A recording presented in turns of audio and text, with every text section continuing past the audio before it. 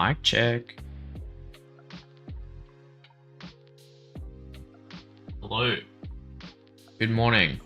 Let me turn this down a little bit. That's a bit better. We are this morning. We're adding currency to our cozy Godot cafe management game with gambling. Maybe a little bit. I don't know if we can call it that, but that's okay. Something we will get to. Maybe I should open our project. So maybe we should firstly go over what have we done. You know, what have we done since last time? I think on the last stream, did a few bug fixes. We added the nighttime. I mean, not nighttime, the daytime clock. I don't know why I'm talking about nighttime. Maybe it's because it's in the works, but yeah, we got this daytime clock. It doesn't perfectly start at 5. It starts at 0, and then it goes to the initial time after the next update. It's not very good because you know, you want it to start at the correct time. But with that being said, when you first open the game, it's not always going to start at this screen. There's going to be, you know, some sort of like loading menus, whatnot. So we can make sure we tidy that up when we get to that kind of point. We've added a couple of ingredients now, which is good. Some of them are useful. On the to-do list, we need to make our tooltip better as well. So, tooltip when we are brewing a tea. We want to know the stats of the tea, I guess that's the big one. So, yeah.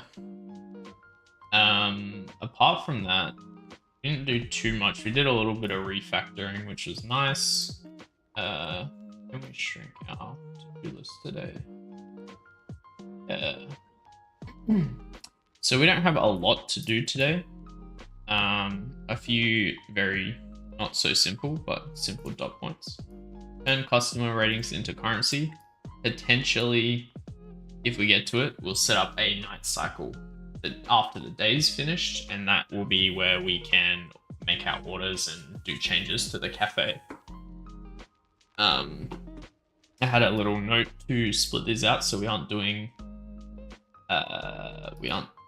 big if night else. Yeah. So, you know, we don't want like our day cycle or day night cycle as a single class that says if it's day, do all this stuff, if it's night, do all this stuff in like every single function. Ideally, we want to have maybe like some sort of composition where we've got our day node, our night node, and they're attached to our day-night cycle. That would be ideal. Something we might get to, but not today. Got a little friend coming in.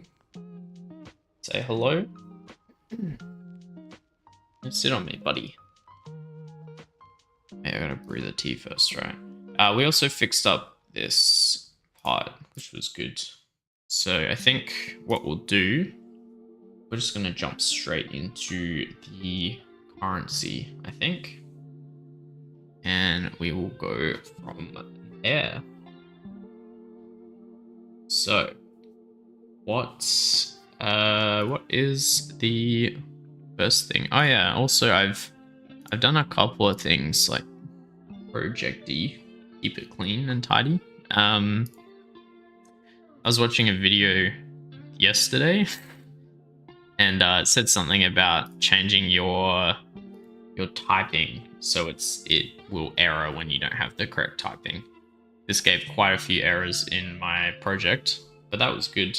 I was able to just go through and tidy those up. It only took like 5-10 minutes to work all that out. But that means that if I not explicitly putting the types in, we're going to get errors, which is maybe a little overkill, but For me at least, it allows me to have my types doing the thing that, you know, that they're there for. Let me do my types. So yeah. So let's I've also moved the file system over because I was watching someone else and they had a little bit of a setup like this. I think it'll be better instead of trying to show the inspector over this side where I've got, you know, the camera and the chat and whatnot. So it'll be pretty good. But I think we want to get straight into currency. So I think the first thing to achieve currency is we need to go to the logic where you know, where the customer is providing the feedback. So what is that gonna be? Hello. Cat chilling. Kitty. Howby. Alright. Let's take a look. So this provide T function is starting to get a little messy. A little big. Got some concurrent you know, asynchronous, but then awaiting our responses. So we're making sure we're synchronously going through what's going on. We don't want to, you know, make the NPC walk away until the dialogue that they've said has been closed, and that gets closed by clicking on it. So yeah. Also don't want to unpause until that's done either. So all little things. I think when we generate a response text here, right, and we rate the T, so we probably want to split this out and pass it to something else. We have a score logic. Why is my audio clipping? It's going red. Am I talking too loud, maybe? I wouldn't have thought so, but I don't know. Yeah, so I guess this method to rate the T returns just an integer of its rating, right? So that's pretty much it. But we need to translate that to a currency. I was thinking of having gone the vibe route. If we match their vibe, we get some vibe points. So I don't know, vibe points? Question mark. We vibing out? Who knows?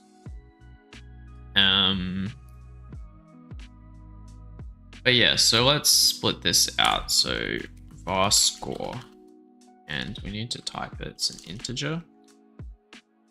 Well, you know what? We'll call it the rating.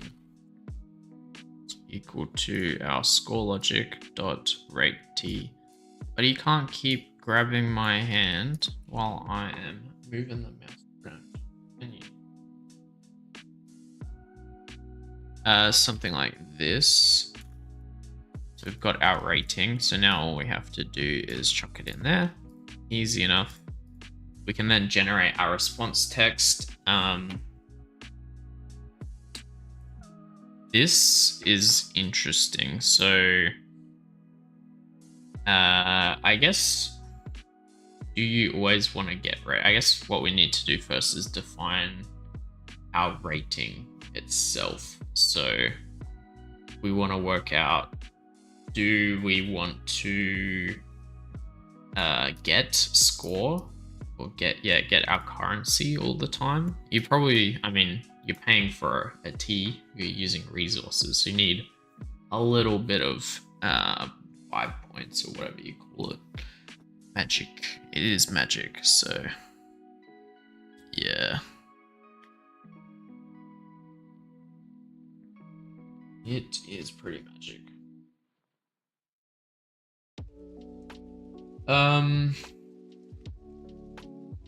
Yeah, I reckon that's what we will do.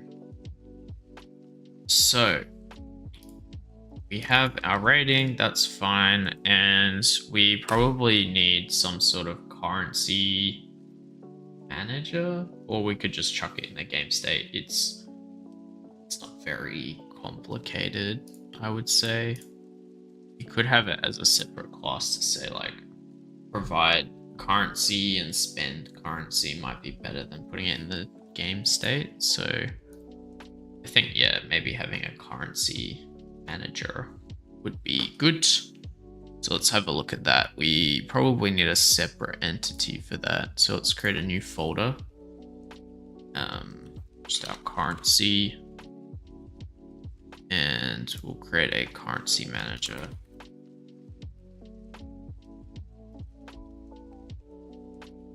Might want to open it too, be pretty good. So we need to have our currency, right?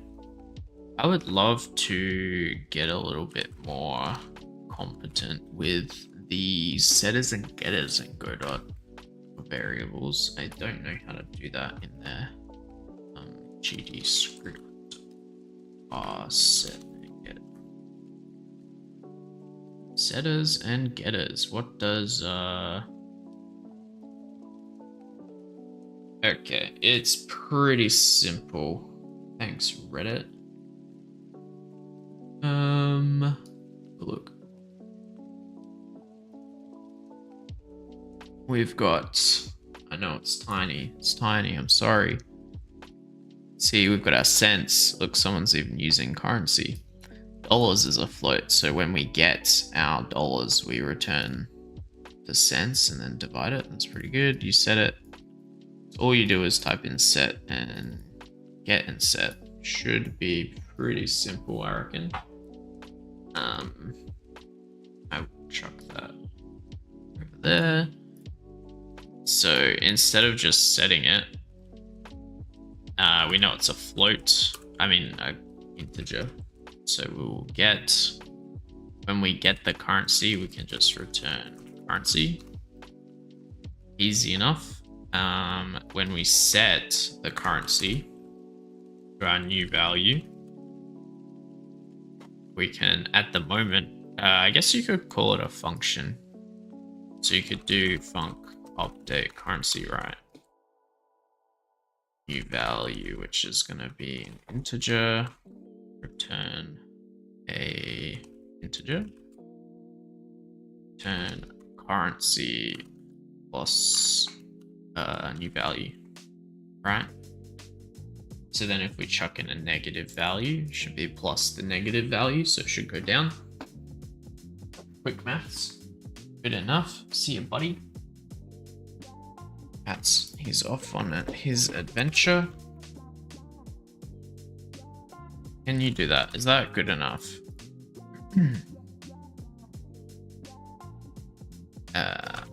Currency.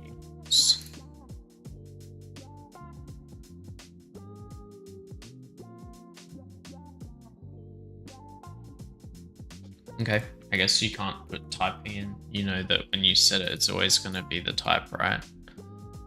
Looks good to me. I guess that's pretty good. I don't mind that at all. That's fine.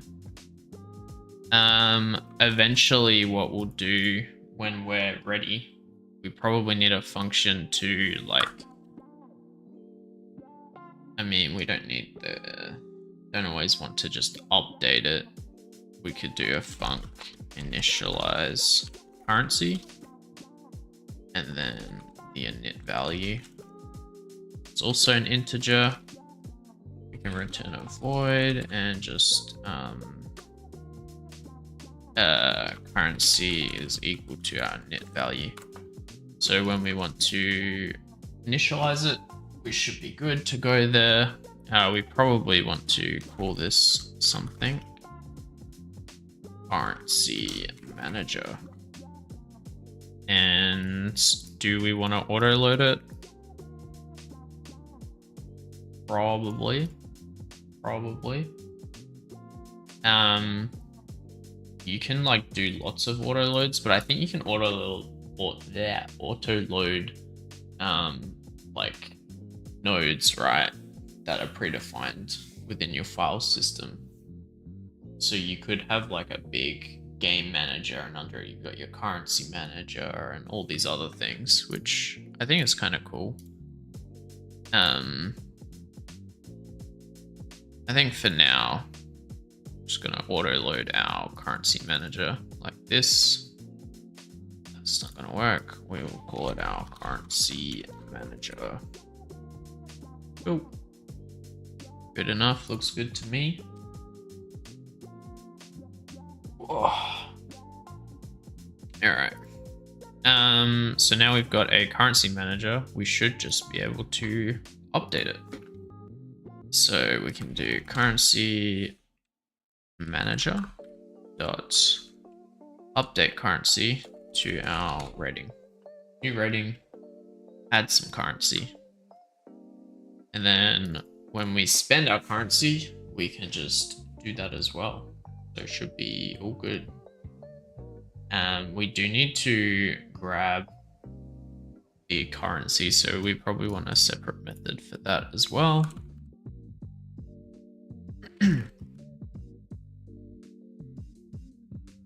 Get our currency, return integer and currency. I don't know, we don't do like private, all those sort of fancy things, do we? No. What are they called? Who knows? I don't know. I'm not very smart, but that's okay. All right, so we've got our currency manager. Should probably put this comment where it belongs, and we should also say update the currency. And so if there's some logic in our currency manager that says maybe we need to do like a static method to convert the currency across, that's okay too. Yeah, I think it's fine. So that's pretty good. Do you know what I'm gonna do? What am I gonna do? So this should be good for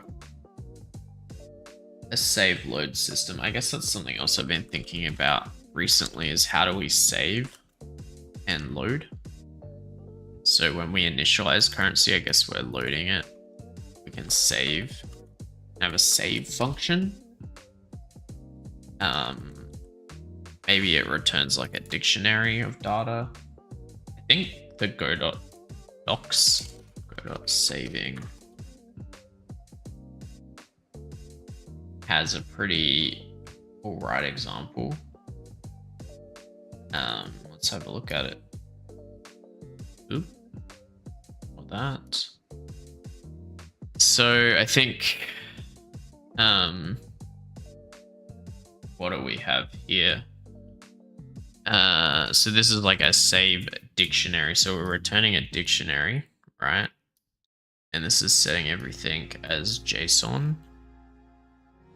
And then we're just saying up here, grab all of our nodes that are in our persistence group. And then for each node, we can call the save function. So, I mean, we could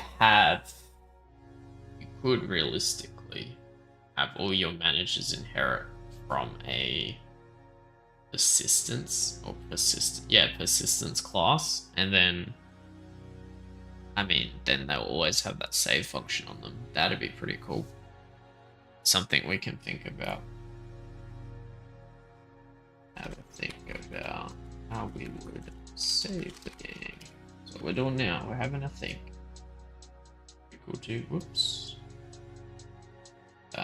Inline. Yep. Yeah. Now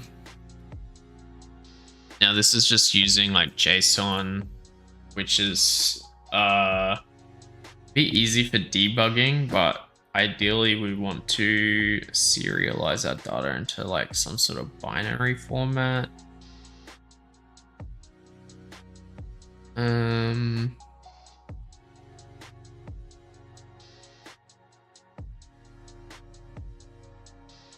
It's saying remove savable objects. It's interesting. Load the file line by line. Okay, so get rid of each node. Open it line by line. And then create a JSON object. Pass the result.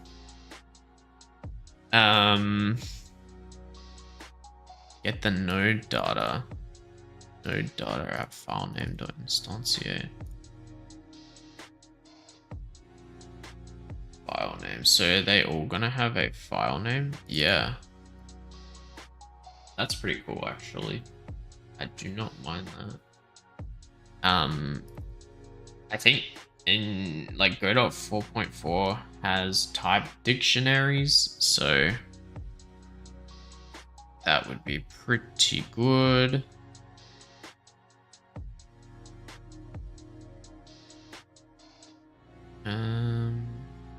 Binary serialization, yeah. Get von Storvar.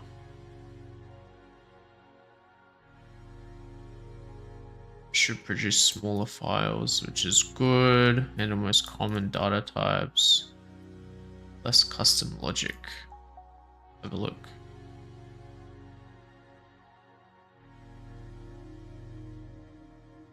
It's maybe too low tech for me. Guys expose bytes. Yeah, so convert down to bytes. That makes sense.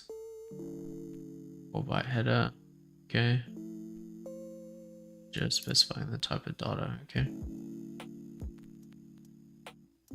Yeah, right. Pretty good. So you can say it's what, a quaternion, plane, transform, vectors, integer, float, string, object, dictionary, array, raw array. I don't know what the difference between an array and a raw array is in Godot. So, oh, it probably tells you. We had a look. Let's have a look. A packed byte array. Okay, yep. We know what those are. Cool.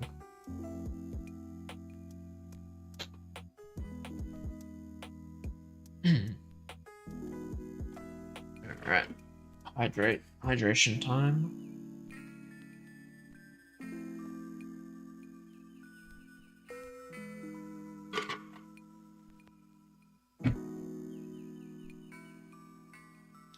Yeah, I think that's pretty good, if I'm being honest. It's not the best way.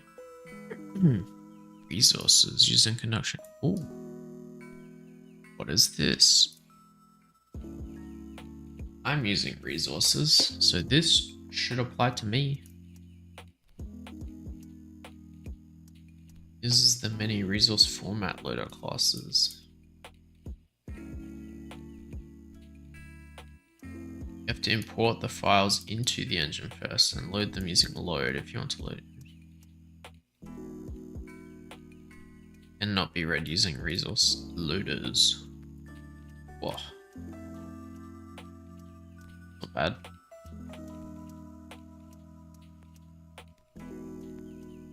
Might be better than using what I've been doing for like dictionaries. Like a database of the tea recipes. You can just say list everything in the dictionary. Not in the dictionary, in the directory, and call it a day, you know? I think that's a pretty good idea. Because then you can just say, yeah, returns an array of strings, and then you could iterate over those and then load it based on the path. It's probably better than chucking it straight into memory. I'm assuming this would be a little bit more performant as well if it's built in.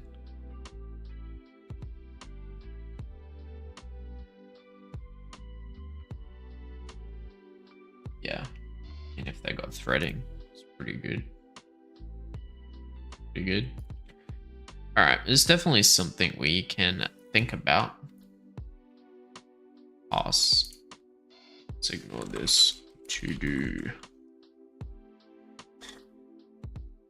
Implement save a load system. I think you can, there's also like plugins that do it for you, but not good enough unless I'm doing it myself. No.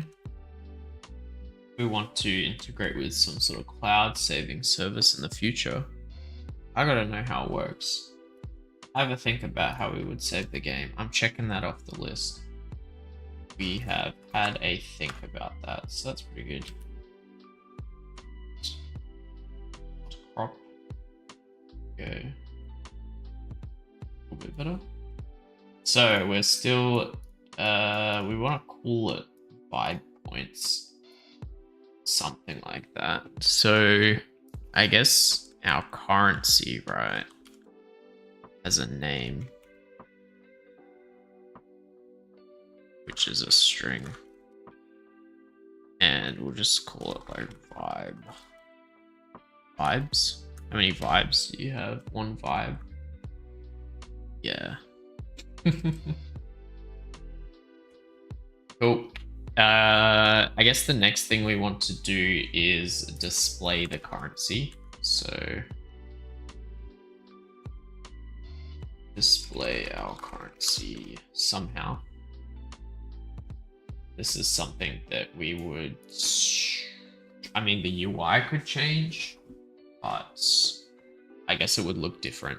You might just have like a little thing up the top middle. Little thing. I'm so good at explaining stuff. Alright. Easy currency. Check it off. What's next? Give me something harder to do. Make me sweat, I guess.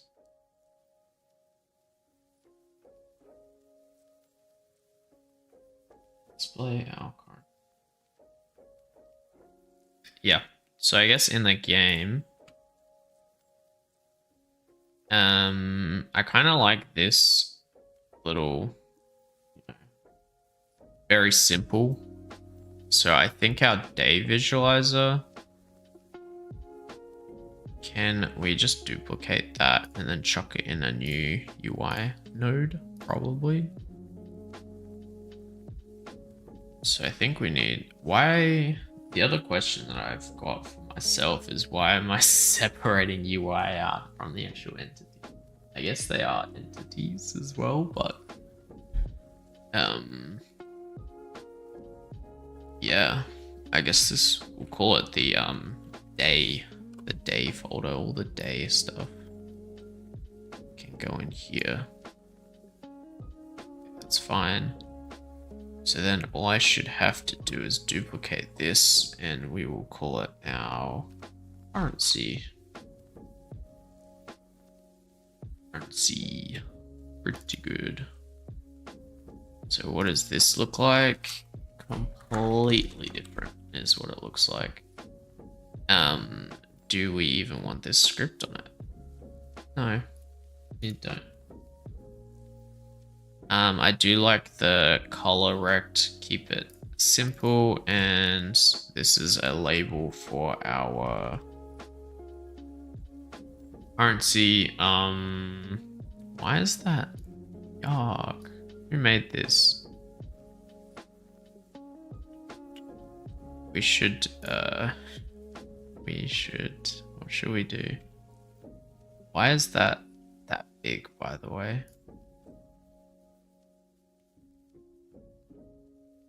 Just pin it to the top. We can, yeah, pin it. And text does not look centered. Is that okay? No, it's not okay. It's probably why I changed it.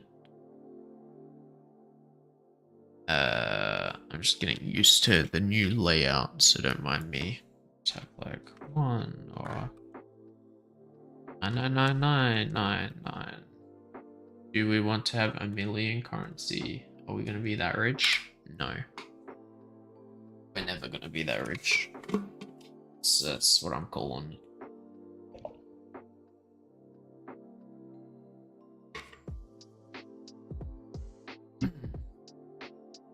good bit of hydration. All right. Nope. That's pretty good. We do need to reference our currency label. Let's call it a label. Good enough. Looks good to me. We need a new script to handle it as well. So currency, I'll probably call it currency UI so we don't get it mixed up. Something like that. You know what?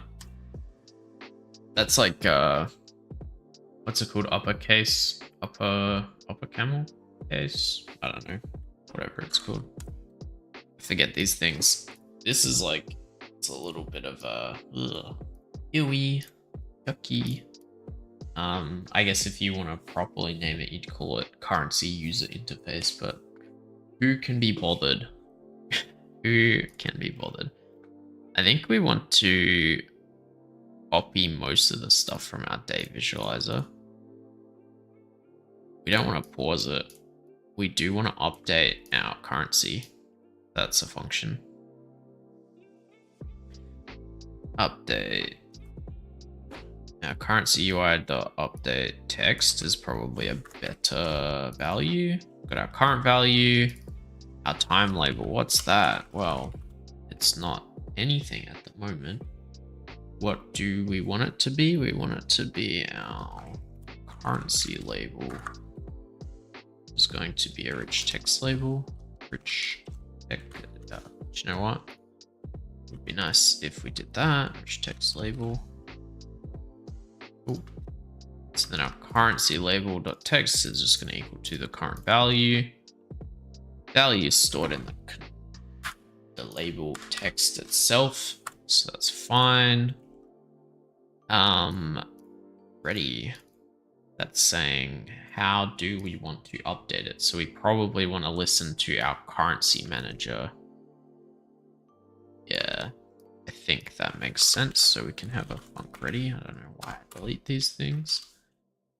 So we want our currency manager dot updated currency. We connect that to our update text. Easy enough. But you know what? We can just pass it out as it is, and then in here, what we should be doing is setting the string value, convert it to a string. We do need a signal on our currency manager, so let's make that quickly. Signal, updated currency, value is an integer. When we update our currency, just do currency equals currency plus new value. Then we can do update currency dot emit, and we can emit our, can't spell currency apparently. Emit the currency and then return currency.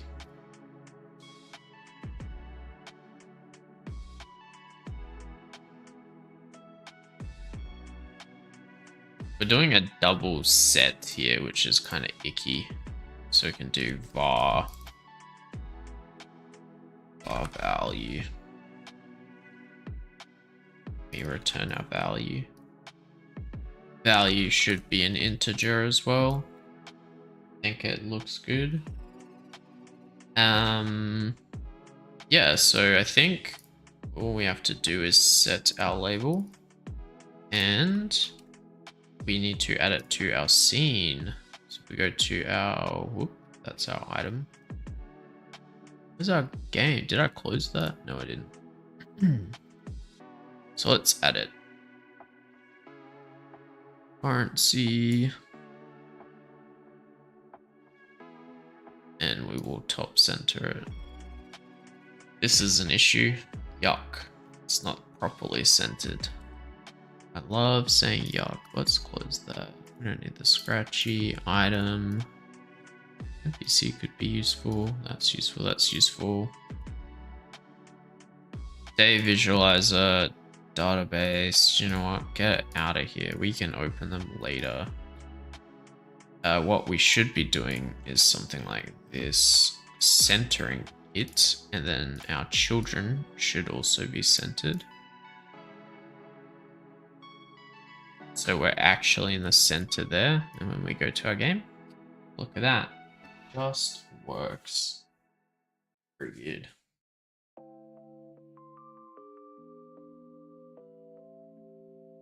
Alrighty.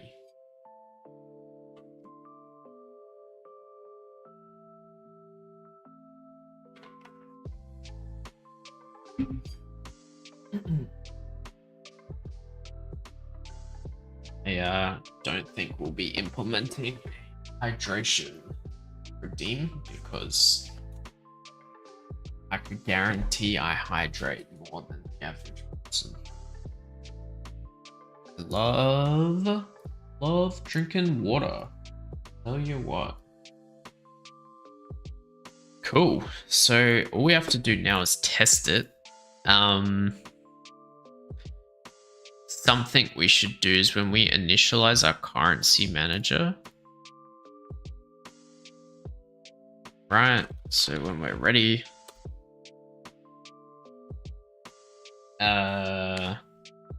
Maybe not. Maybe when the game is started. So we probably need our game state to do a little bit of work here to say, update our currency, right?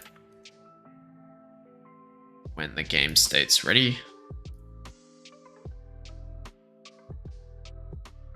Ready, update, current scene, finish day. Game state doesn't handle, it's when our day starts, right? The current game tells it to start. Yeah, okay. I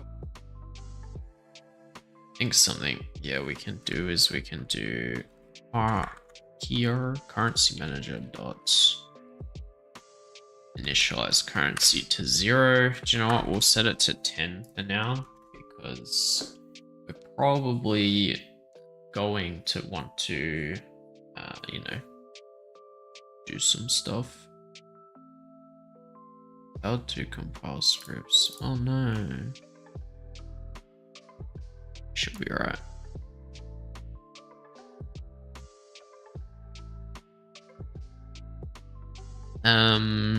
Yeah, we probably will want to test that at some point.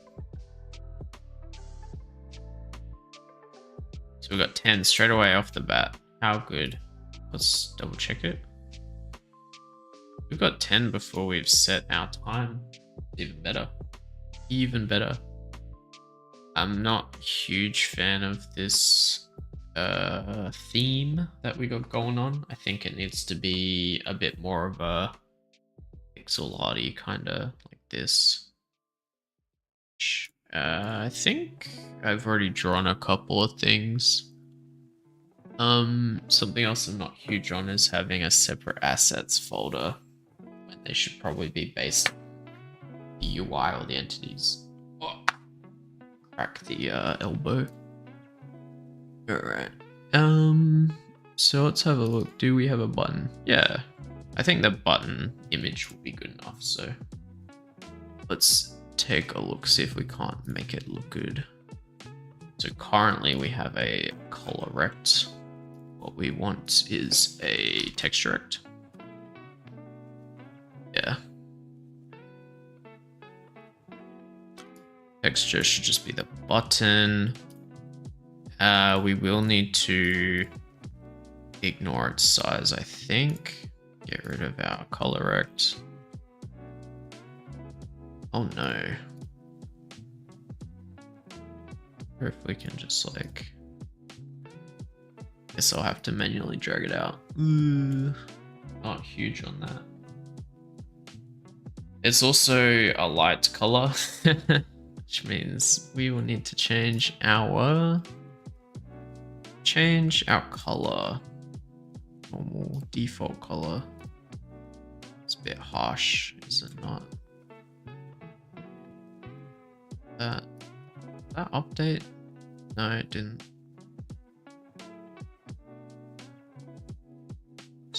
bit more of a tinted gray. Yeah. Also don't like how that goes out, but that's okay. Alright, that's not too bad. It's not perfect, but something we will work on. I think the best thing to do is copy it over as well.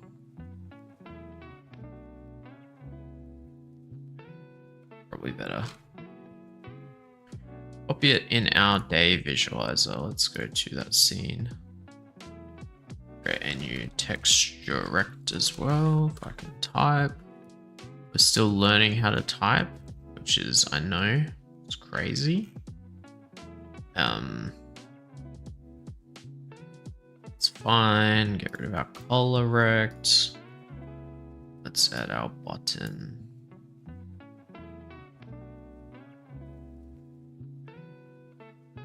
Something like that.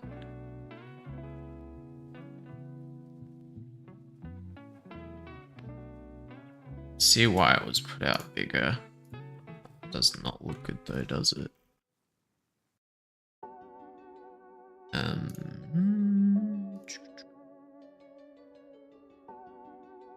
Bit of a gray.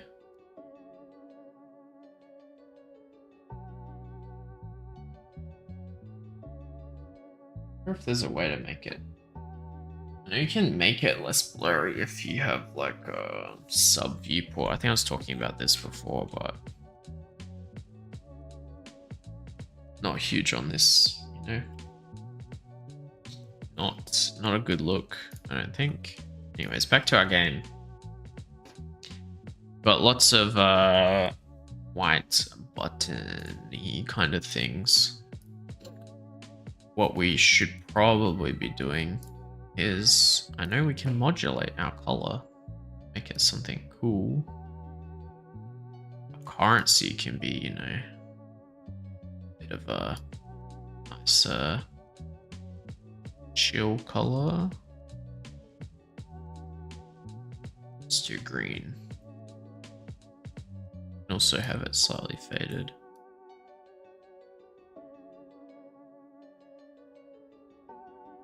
I don't know if I actually want it faded, but that's okay. I really like this color. I wish I didn't use it for everything. I think the day can be more of a blue, and our currency should be more orangey. I'm feeling something a bit darker too. That's not bad. We do want to change the color of the text now. Doesn't really fit, does it? That's good. Let's modulate this as well. Why we set everything to white so we can just change the color whenever we want. Let's have a look. Start by grabbing the correct kind of hue. Make it more of a day color. Is that a day color? Would you call that a day color? I think that's not bad. Change this, make it darker as well. Can I just like, this please? It's not bad. Actually, I think I'll do that here too. Just may as well steal the color. Yeah. Back in our game. What does it look like? Good question. Myself. Looks a little better. Looks a little bit better. Pixels, they're not lined up properly. As you can see, this is wider. Yeah.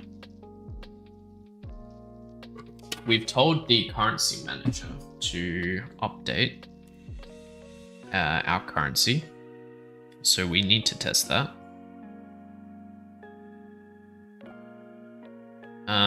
We also need to disable our UI because we haven't done that yet. So let's brew a custom blend tea. We've got our currency updated. So it's hard to know unless you knew what your currency was before. There's some sort of like effect on the screen would be nice, like a, you know, money sounds. I love, you know, gambling sounds. Ding ding ding ding ding. It's what I want to hear. Makes me feel good, you know. Our currency is good though. We know what score we're getting from our customers. Which is nice. We're getting a lot of peppermint. Pure peppermint tea. I think that'd be a good tea blend. 3 peppermints, pure peppermint. Our currency has gone down. Interesting. Score is 2. So what we've done is we've set the... We haven't properly updated the currency, have we? No. Interesting. Where's my buddy?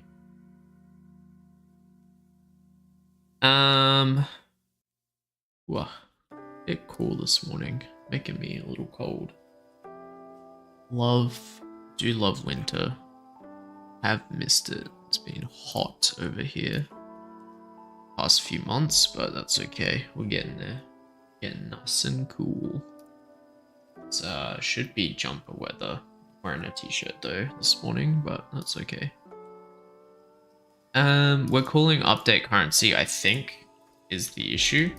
And we've got a setup for updating our currency. Just say it's equal to new value. Whatever. I was messing around with our getters and setters in Godot. I haven't done that before, so I thought it'd be kind of fun. But obviously you can't double update. What does our... Something I don't like about our current setup is we're saying to our NPC manager, provide the tea to the NPC, and then this is all the logic for what happens. It is heavily NPC based, but yeah, we are calling update currency. So let's see if we can actually accumulate some. Oh, look at that. That didn't work. Why did our initialize currency not work?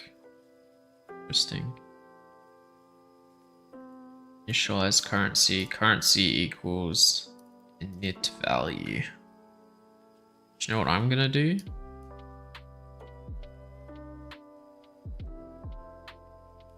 We had fun.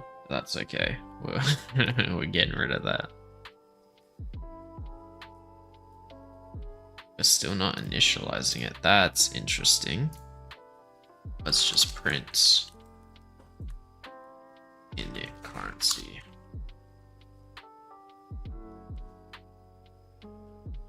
We did init currency. That did not update the UI. That is why. So we need to also... this is something that would be useful. So when we've got a setter, right?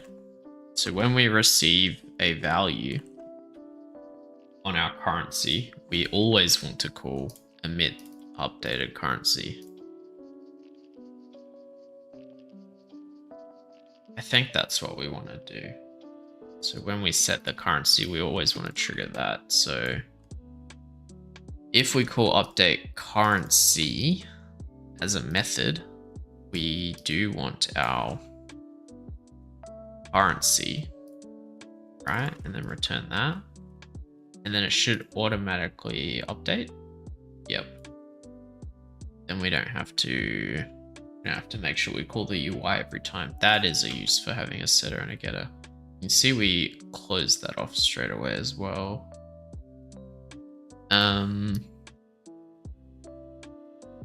All I have to do, I think, to close off the currency UI is, you know, put it underneath. It's not going to be clickable. Our currency is now 4. Because, why is that? Well, Our score is 4. And we're saying when we set it to a new value,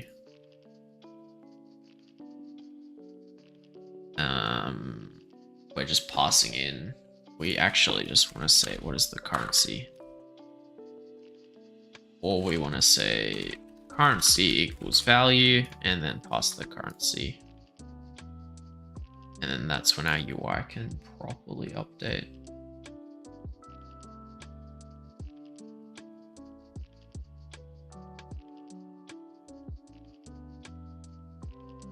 Scratching a scratchy, don't mind me. Just honey for the sweet tooth. We now have 14 because we got a 4 score. Perfect. That is working how it was before. Can we do it twice? That's the question. Milk? Lemon tea? Anybody? No one's interested in that? Just me? 3:17. Perfect. We have learned how to update variables in Godot. Very good. Very good. And trigger UI. It's pretty good.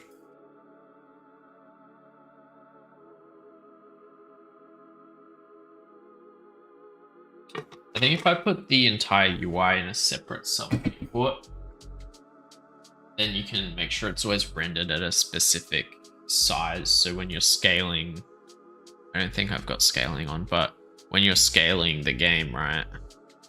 I guess it'll still kind of do this, but at least the pixels will be nicer, I guess. Something like that. Time to close up shop. Okay. Start our new day and we reset our currency. That's interesting.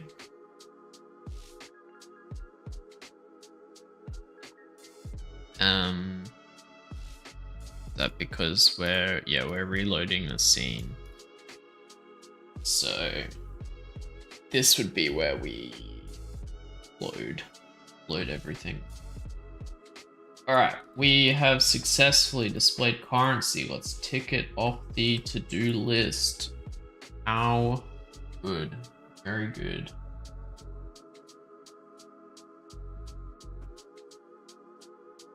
Very good.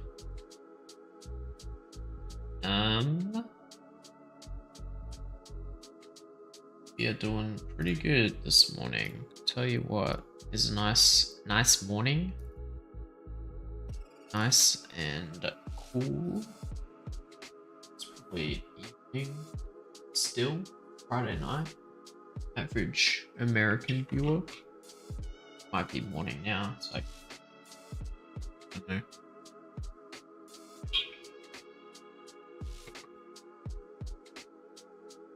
But yeah. We've done a good job. We've done a job at setting our currency. We do want to handle being able to use the currency. That would be the next thing. So I think we might need to work on that. So, firstly, I'm going to set our day visualize and our currency up the top. So then they are behind our node that handles making the tea.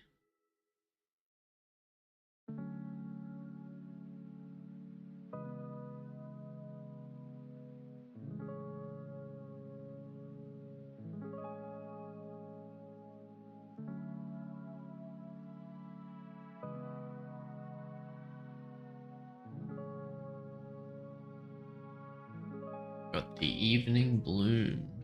How nice. I didn't even check. I'm pretty sure it was just gone. Didn't even notice it.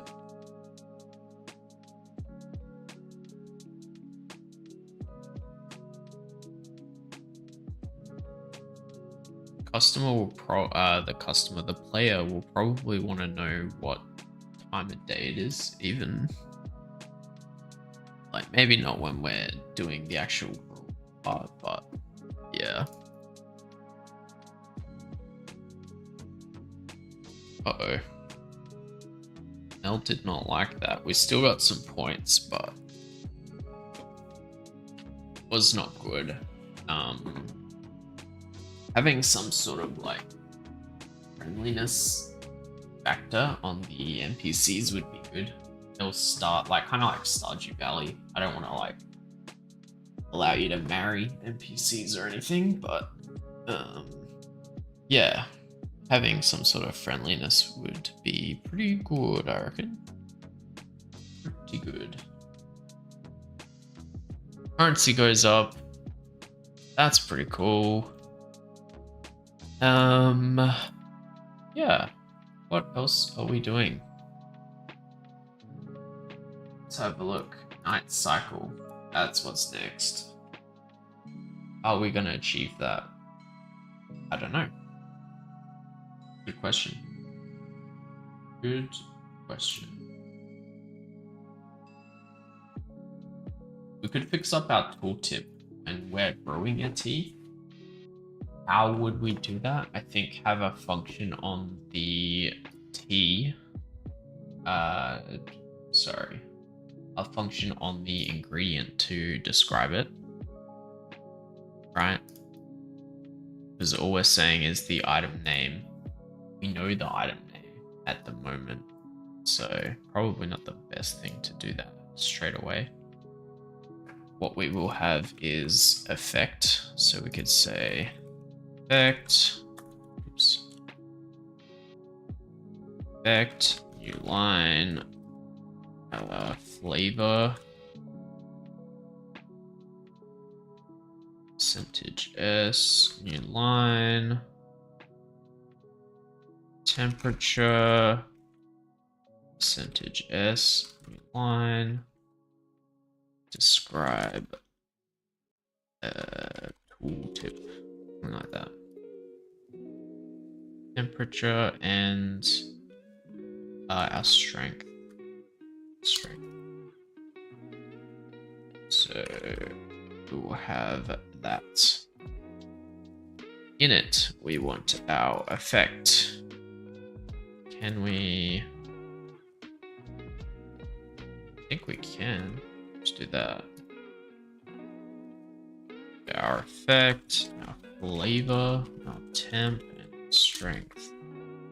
We do need to convert these, so I did some cheeky enum conversions, which I was having a look yesterday evening. Not the best way to go about enums. I don't even know if we should have an enum for it, but might be better to just store it as a dictionary in a string with a bunch of strings, sorry. And then we can just grab from there via its key, and the key will be a string anyways, and then the value will be the... That work? Yeah, you could have like temperature 0, 1, 2 or something if you wanted. I don't know. So what are we going to do? We're going to convert these, and we need to grab it from our T description. So we're describing our stats. This is what I want. Let's go back to our ingredient. I know we're doing some cheeky things here, but that's okay. Let's put these in new lines. See them. Okay, strength. Find it in our strength. Put it to a string. All day. We need to use this tooltip when we are hovering over. So in our tea maker scene, be a good thing. Godot update tooltip. So, the grid is a grid container, right? When we populate our grid, it is an ingredient slot. So the ingredient slot should have a tooltip value. So we set the label text for what the ingredient name is. We also need to set the UI, so we can set the tooltip here. I think tooltip text, ooh, is equal to ingredient.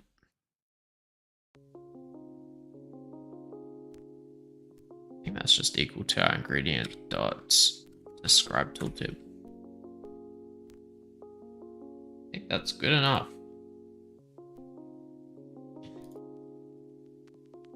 I think it's good. Tooltip text. Have a look.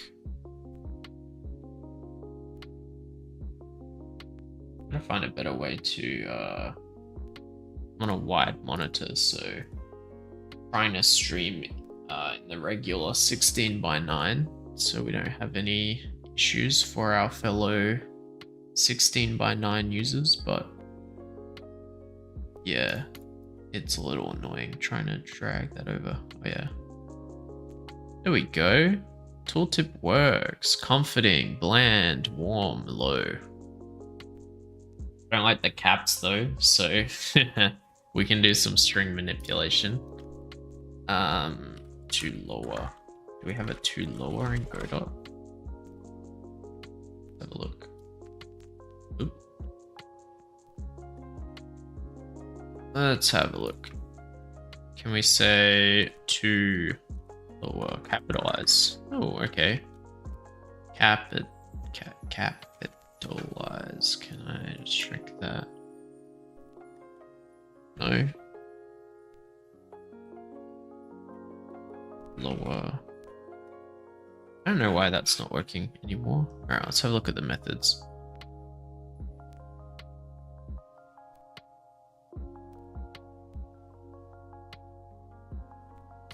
This is exactly what we want. Capitalize. Very good. I love string manipulation in Godot. It's so nice. Because all we have to do now is go to our ingredient and we can do dot capitalize. Oh, good. And it should just set it.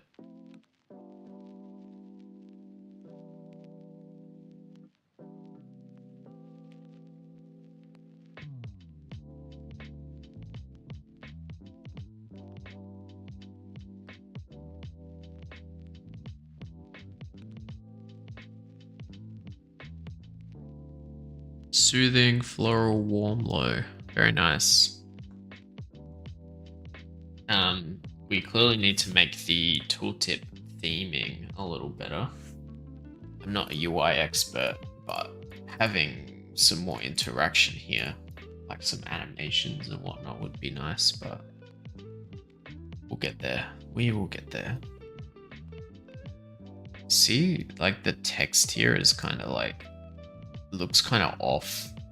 I think that's just like this. I think I tried to use a sub viewport, the text, but I mean, it didn't go too well, but that's okay. Very nice though. I like having the tooltip. We know what we're looking at. We know what we're adding here. Very good.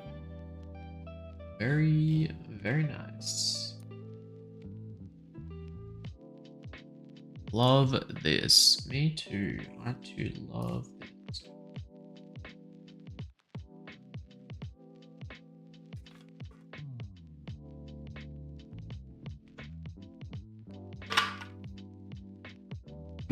Hydration is key. Scratching. How scratchy. I feel like if we get 3 of something, right? 3 or 4 or something, whatever.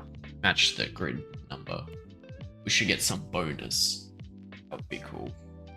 Like if you get 3 peppermints, it should upgrade to like super peppermint. Pepperminty. Good ingredient. We don't know what ingredients we've ordered. We only know our scratchies. The only ingredients, you know.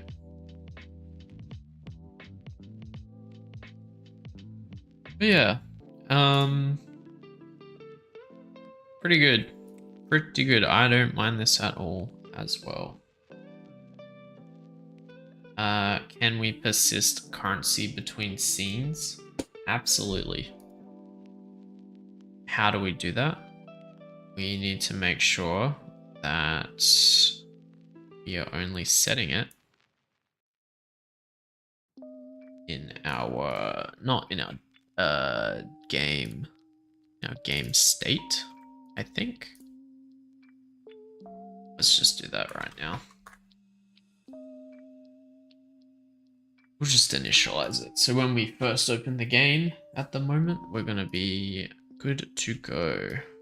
Oh no, that hasn't worked because our game state has initialized before.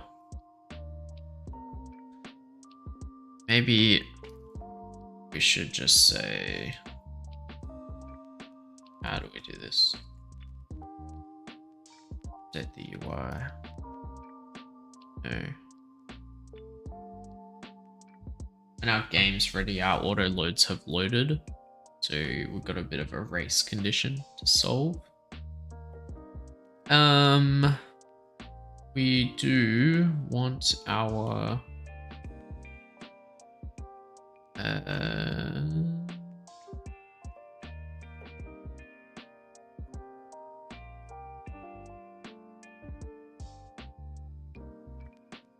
when we update the current scene, I think is when that's a good point. Set our current scene. We can also just init our current scene.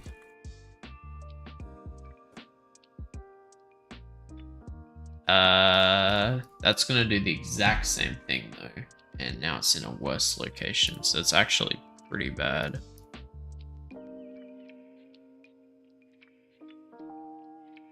Do var game started.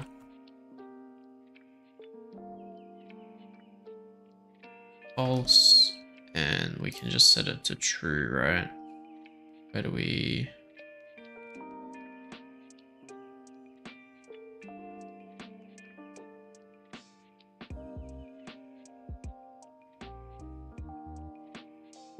We don't have our game start. Let's initialize our currency, set it to true. We're only doing it once. Hacky workaround, but that's okay. We can't get them all. Can't get them all. At least when we reset our day, we restart the scene. It's not gonna have an issue with us.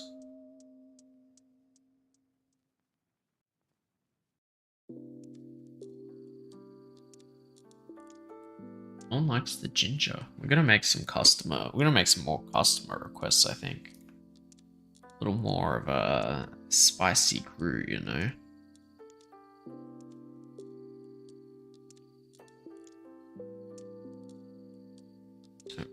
Don't mind it. 16. Can we go to the question is, can we go to the next day and have our currency convert over? That is the question.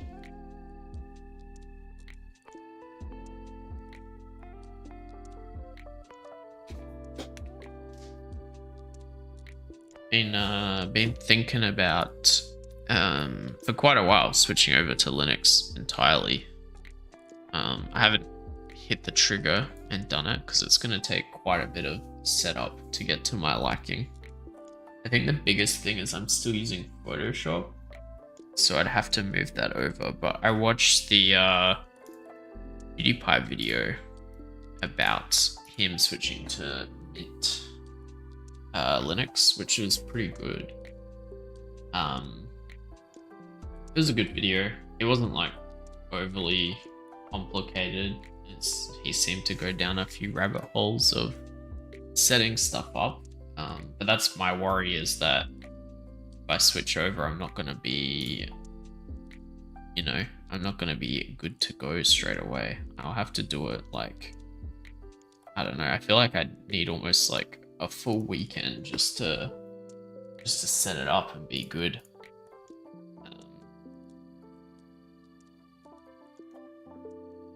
Otherwise, yeah, could be something.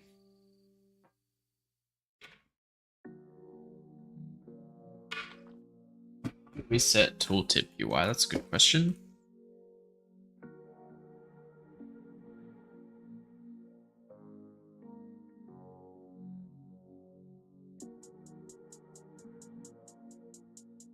Have we gone to the new day yet? I don't think so. We'll just wait. Just wait. Alright, let's reset. We've initialized our currency manager. Why is our currency manager going back to... it's because when our scene loads, we need to say init currency. Sometimes we want to just initialize the UI, I think, is something else. So func set UI.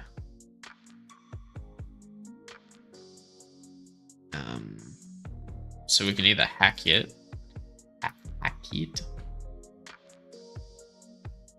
So we could just call, and now at least, we can call initialize our currency. So when our game starts, we can just say currency manager dot initialize currency, and the value can be currency manager dot get currency.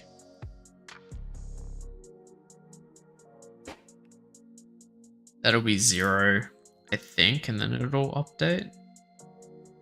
It's quick enough that we won't see anything. Slow computer users, be warned. Be warned. Probably gonna happen to you, so. Alright. The tooltip, I think, is what I want to look at next. I also just want to test that. Would like to do a bit of a test.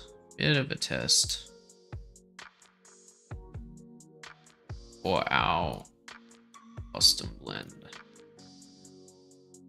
Alright, I think the goal here is it is bladder full time, which means go to the bathroom. I will be back in a moment. I'll wait for this pop-up to appear while I go to the bathroom, and when we get back, we'll make sure our currency updates, and then we can set up our tooltip. Be good. So BRB.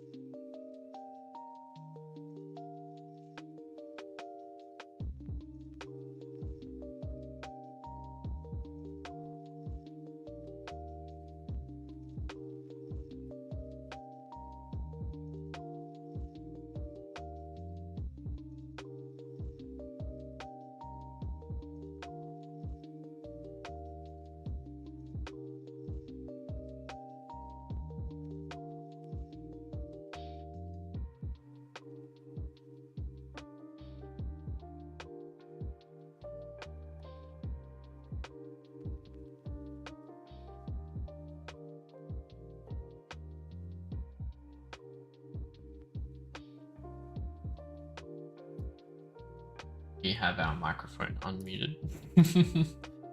We are back. Doing our thing. Anyone who may be wondering what's going on, we're adding currency to our Godot Cozy Cafe management game.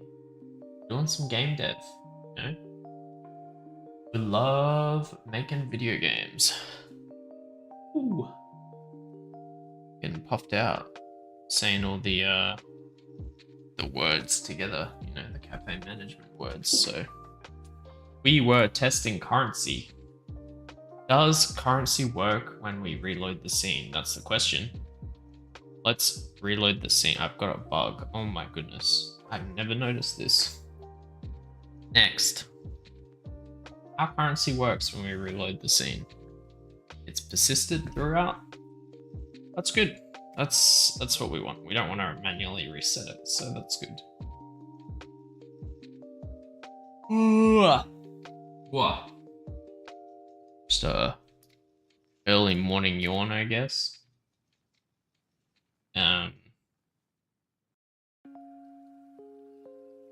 We need to disable our. We don't want that pop-up to come up until the last customer is gone as well, so yeah, that'll be interesting. Tooltip when we're brewing a tea. We have a tooltip. We need to make it look good.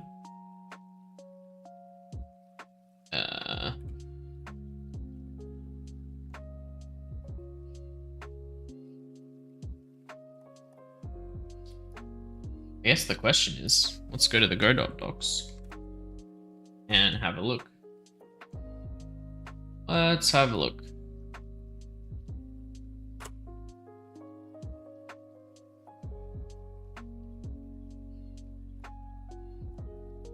This is what we got over here. Let's expand it out a little bit. All right. Put it off to the side a bit even. So, tooltips. Consider adding tooltips whenever the action performed by a button or menu action isn't obvious. All right. Someone wanting to sit on the desk. You cannot sit on the desk. You will sit on my keyboard. No. Move to my pop filter. I don't know if that actually does anything, but buddy, how are you?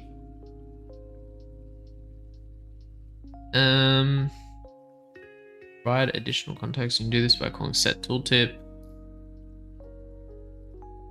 Tooltip should follow the writing style described above.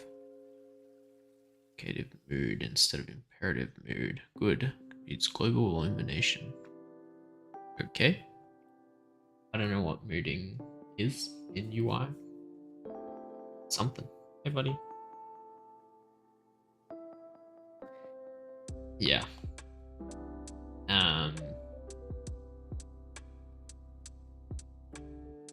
So we could either go about it by making a custom tooltip. But do I want to make a custom tooltip? Do a lot of that in web dev. I did not miss doing that.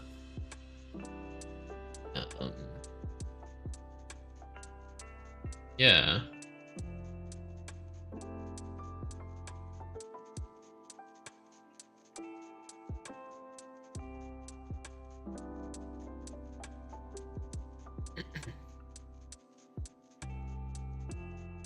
UI design.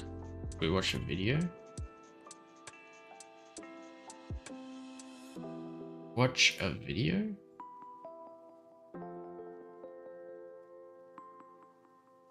I think, yeah, people use stuff like they're creating a custom pop-up and then that sort of thing. Do we want to even do that? I mean, I don't know. I don't know.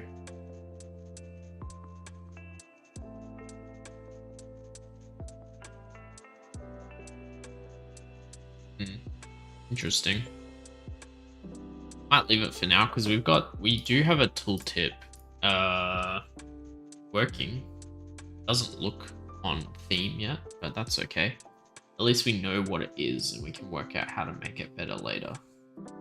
Got 4 on the screen. No, buddy. Sit. Sit.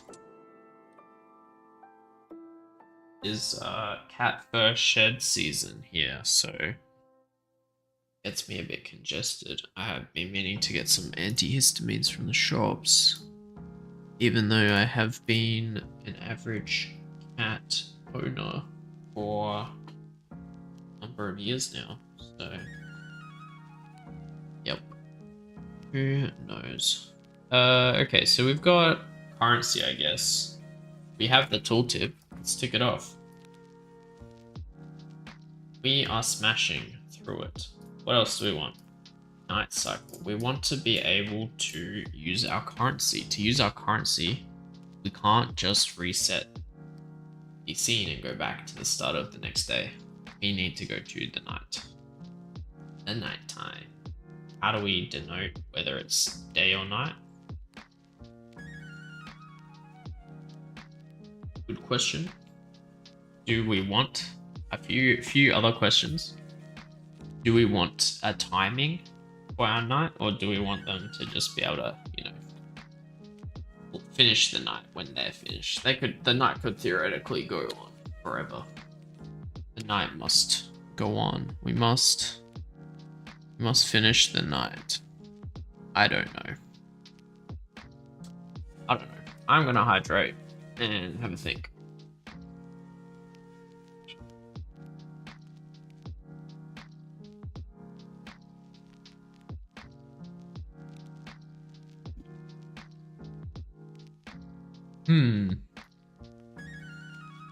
I guess we can just start with, so this game scene,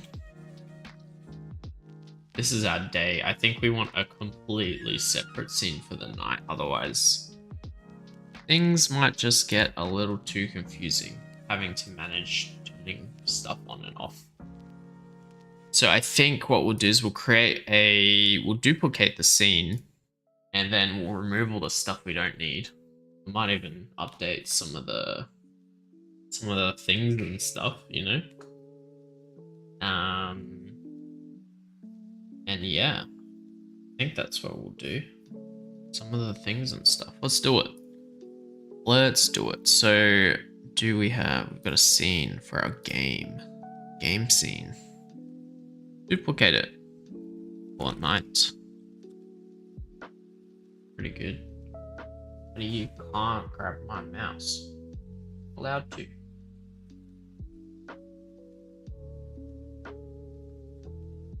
Okay. Our night scene, it looks the exact same. What night? Background is what it is. Do we have scratchies in this scene? No. Do we have the player in this scene? Yeah. Spawn pause? No. Do we even have the script on the game? No.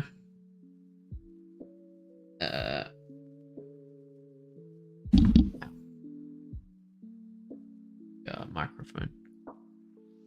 Whoops. Currency, yep. Our day visualizer? Potentially not. Our tea maker? No, we're not making any tea. Our dialogue? It's possible, but not yet. Our day being over? No, because we're at the night time. We don't need a path 2D. Okay.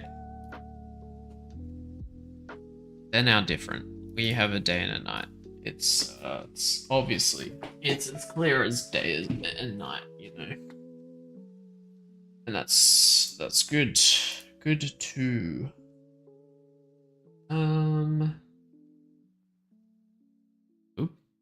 What did I do? Watching my stream. Okay. Alright. So pretty simple. We need to manage the night, so I guess we'll have some like buttons in the scene to say like go back to the day or go to the back room. I mean, we could have some like arrows. Like, we don't want the player walking. I don't want to walk. Everyone loves making a player walk, but sometimes a game isn't about walking. That's okay. Don't need to walk. So we'll have some arrows to go through the different scenes, I think. Not even go through the scenes. We could have like, I mean, like ideally we'd have a scene manager, which we then load up the current scene, and then we could have multiple scenes. And you could have like a transition and then unload the scene. That's probably a future to do. I just write that down. Scene manager for transitions. You know, need some nice little animations. Make the game look nice. Mudang, Hippo, how's it going, Mudang? You we're not working on Hippo game, unfortunately. Sorry about it. We might work on Hippo game a little later. Okay. Gotta check the comments to see the top comment. But pretty good thus far. Buddy, what do you want? Oh, he's back. Reading Hippo is gonna be meeting a cat for the first time, maybe. Kitty. Reading is crying. Me too, buddy. Me too. You okay there, Mr. Albie? Alright. We are making a night scene. Because we've got our day, we manage our day, but all we do is reload the day, and we've implemented some currency this morning, and we want to be able to go to the night and use the currency. That's the goal.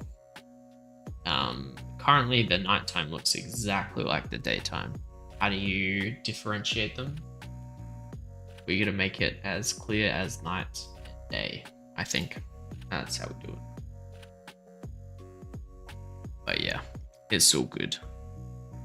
It is all good. So this is our currency. We've got a lot of currency, obviously. That is pretty good. We need to pretty much call, I think maybe before we properly implement our, because I mean, we can go directly to the night. Mudang is an average emoji enjoyer.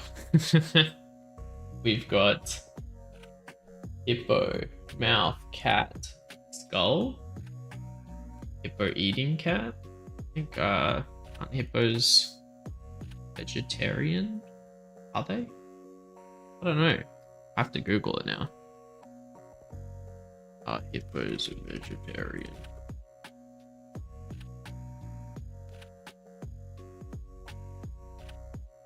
They're primarily herbivores. They occasionally eat meat, particularly carcasses. Pygmy hippos specifically for Mudang? Not sure about that. I don't know. The big hippos do.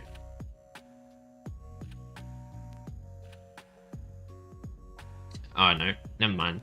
Pygmy hippos are exclusively vegetarian. How good. Buddy, you gotta sit still. Stop wriggling.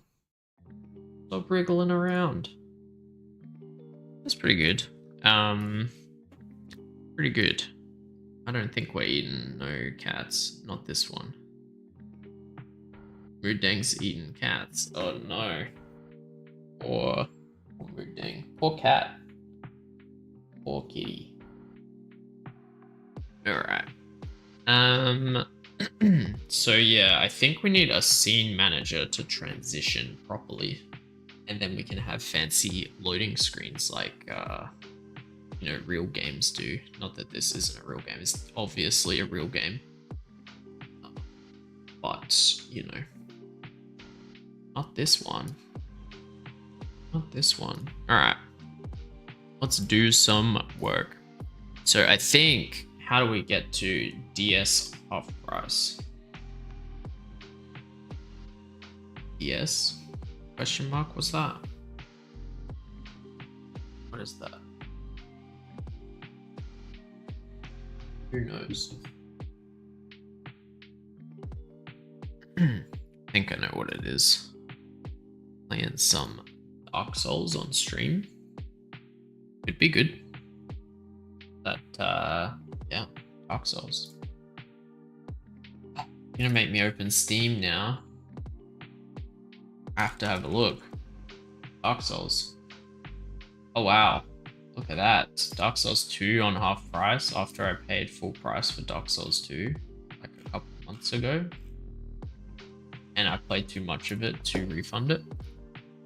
Why do they do random sales? You get the DLC for Dark Souls 3. Maybe. Telling me to get it. Maybe I should get it. Stream Dark Souls 3. Every bug I create, I have to endure Dark Souls 2. That should be a thing. Alright. So when we are going to, I think we're just calling it reload. Is that in the game state? Yeah, that's what we're doing. So we need a scene manager, I think. Let's chuck it on the to-do list. So in order, create a scene manager to handle loading scenes. Something like that would be nice.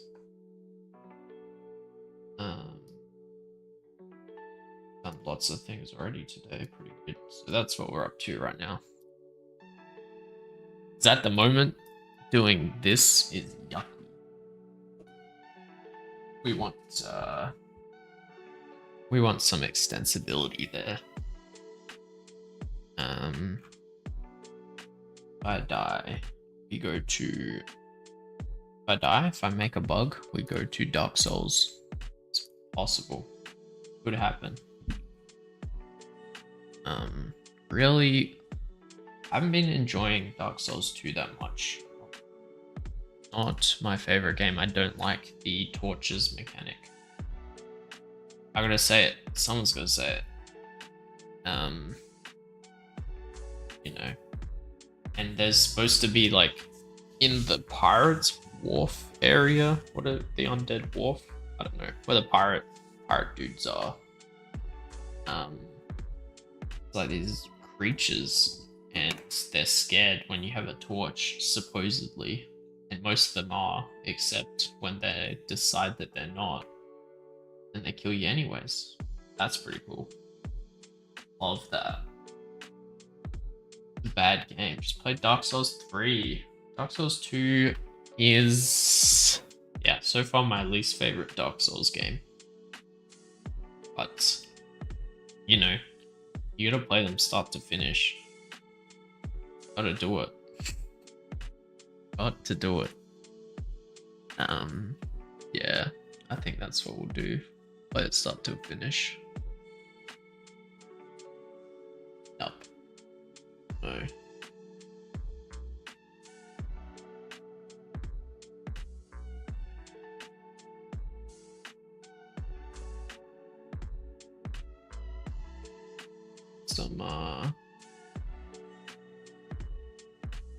Some average people smacking things around outside. Don't know why that was so loud. Anyways, yeah, let's create a scene manager. I think it should be an entity, maybe. Is that too many entities? I don't know. Your entities scene. How do we want it to work is the question. I don't want to create a new. Oh no. I'm dying. Don't want to create a new scene. We do want to create a new script. Scene manager. And we would like to open that too. This is one of those things where it could go in our utilities, because if I could reuse it between projects, that'd be good. Oh yeah, okay. I think someone's mowing their lawn next door.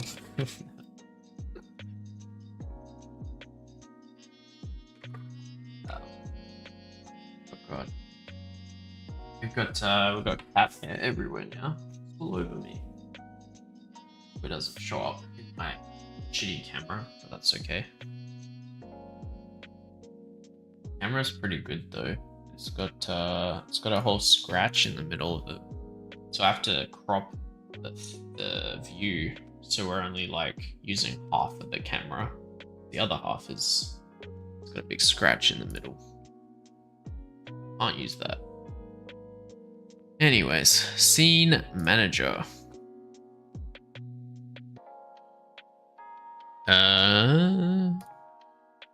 What do we want to do? So we can have. Do we want to export it? var current scene. Current scene is a scene.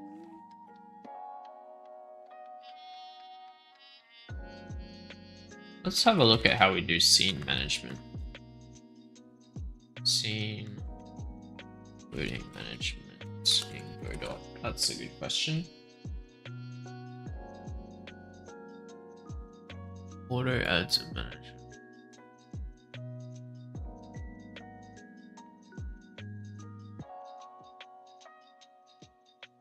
Yeah, right. Someone's created a scene manager in Godot, but you know.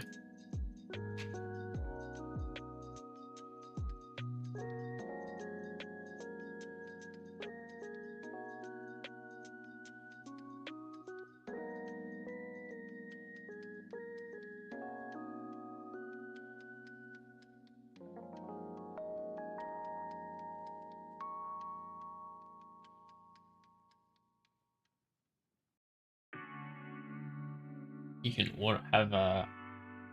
It auto loads, yeah, the current scene. I mean, yeah, so current scene.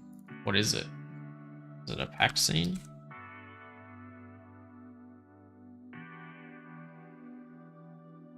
There's nothing. Bunk. When we start up, we want to load game, something like that.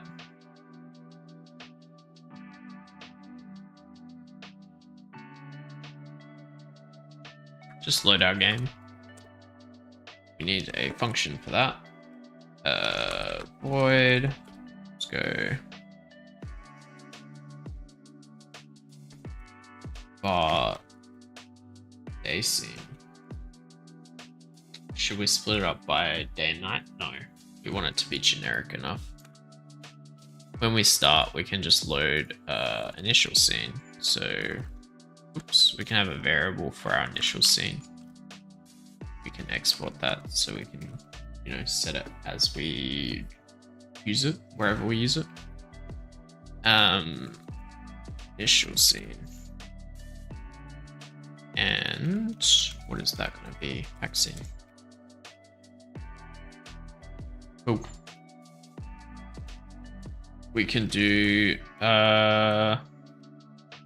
we can add a child, and the child of it is going to be our scene, our node. Initial scene dot instantiate. Something like that. We can set current scene equal to the instantiation of that, and then just load that.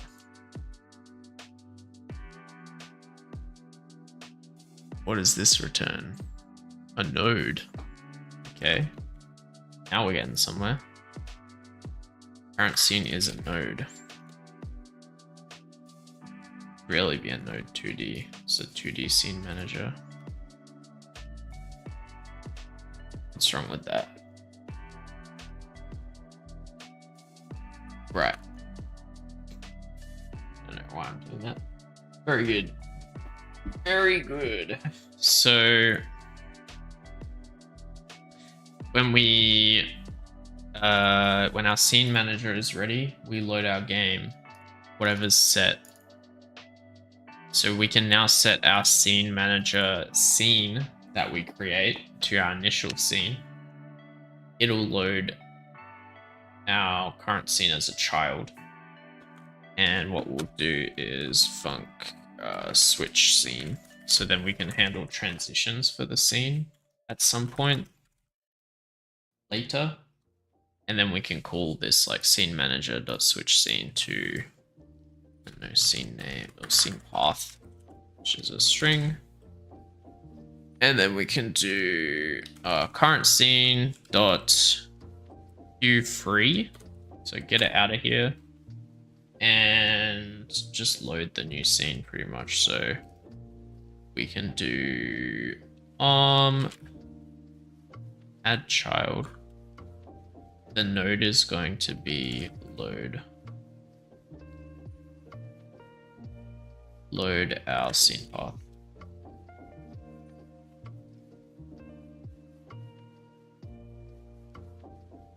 What does load do? Turns a resource from a file system.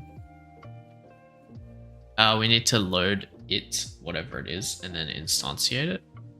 Maybe.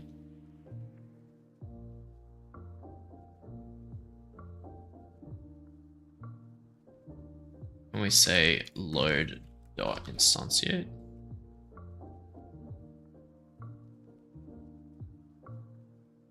And then like that.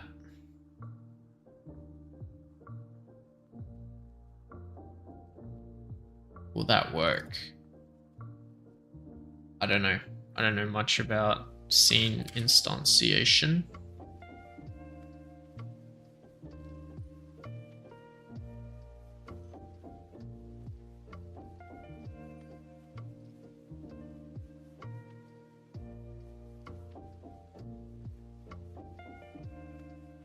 Yeah. You can do scene tree.change scene too. I think that's a better approach. Thanks, Reddit. So we can do scene tree.change scene to something like this. Oop. What's that? No. Scene tree. How do we got a method. Change scene to packed or file. Probably good. Change scene to packed.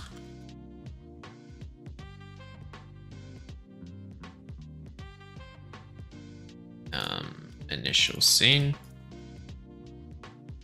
Right.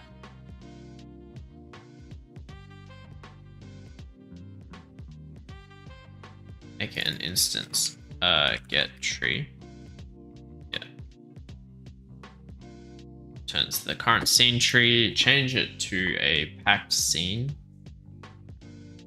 That's going to unload and then reload the scene though.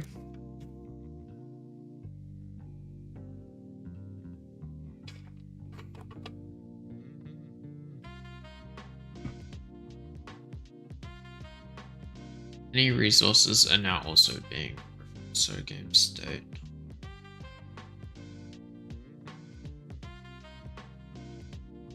Is it a reference? Okay. Interesting.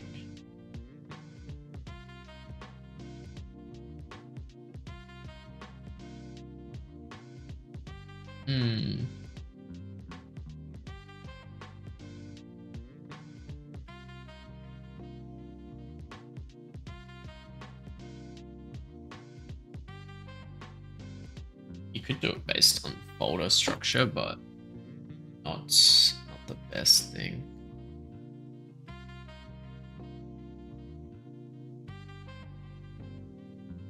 Might be something I have to explore later.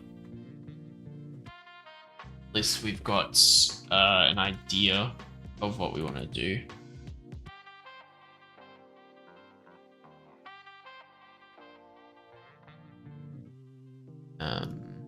Yeah.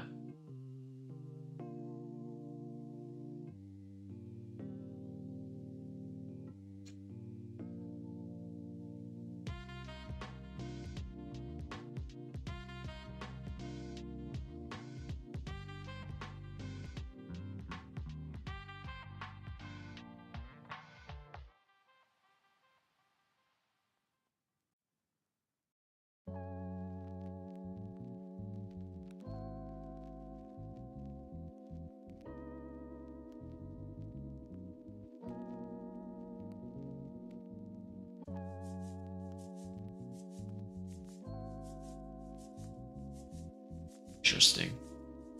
There's a lot of things we can do with it.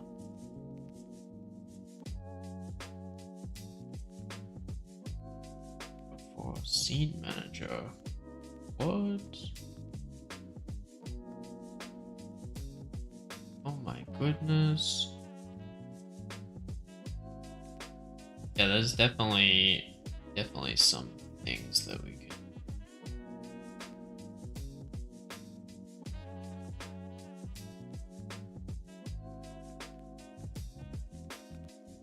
So ideally, I'd like to have a loading screen. Not that we really need it, but you know, just while we should always background load and show some UI. We don't want to like halt the user experience. Yeah, but we can do just change scene to packed for now, I think. Instead of adding it as a child. Then we can just make sure we set the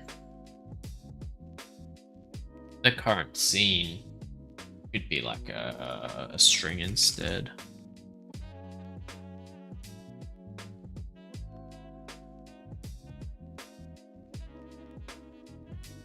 Current scene is initial scene dots. I don't know. Resource path. Something like that. That returns a string, right? Yep.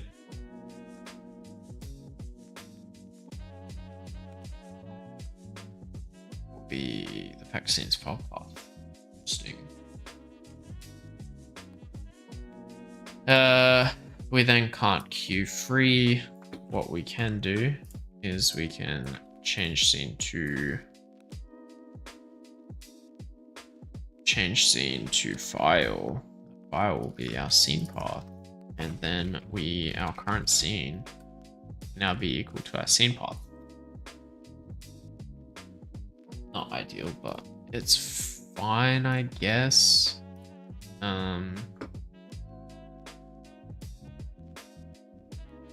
If we set our game to have a scene manager, do we need to change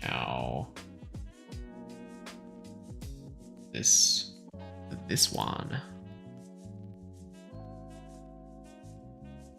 We don't have a scene for starters, so let's create a scene. We'll call it a scene manager. The initial scene is we will load our game. Set that, save it out. Go to entities, scene, scene manager, scene. Lots of scenes in the chat. All right, put that here. Let's change it to our scene for real this time. If we try to load our game, what happens? It loads up. It's a little slower now because we're loading up a scene to then load up a scene. What does our remote look like? the game's there. It's one of the root nodes. We've got our scene managers just disappeared though, so that's interesting. I think what we need to do is set it as well here.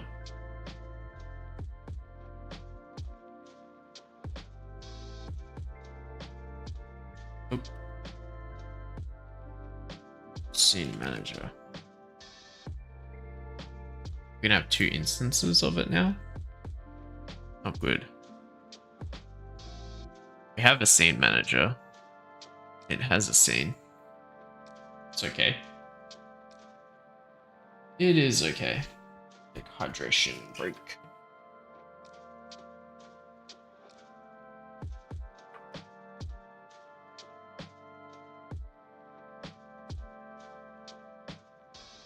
So now all we need to do is call switch scene. So in our, where were we? Our game state. Let's go to scene. Go to scene. Let's call scene manager.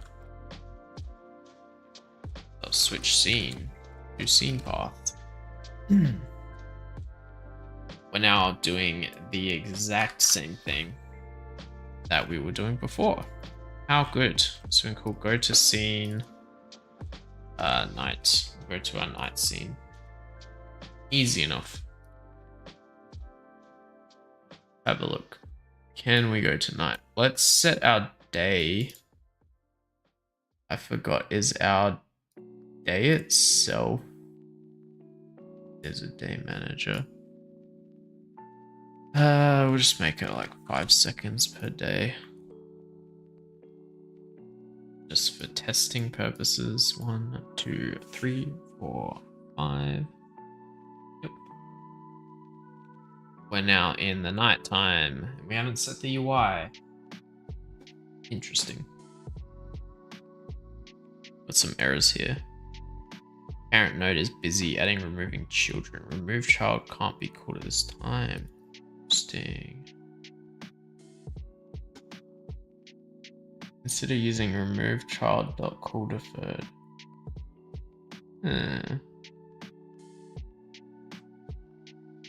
Parent tree is busy adding removing children.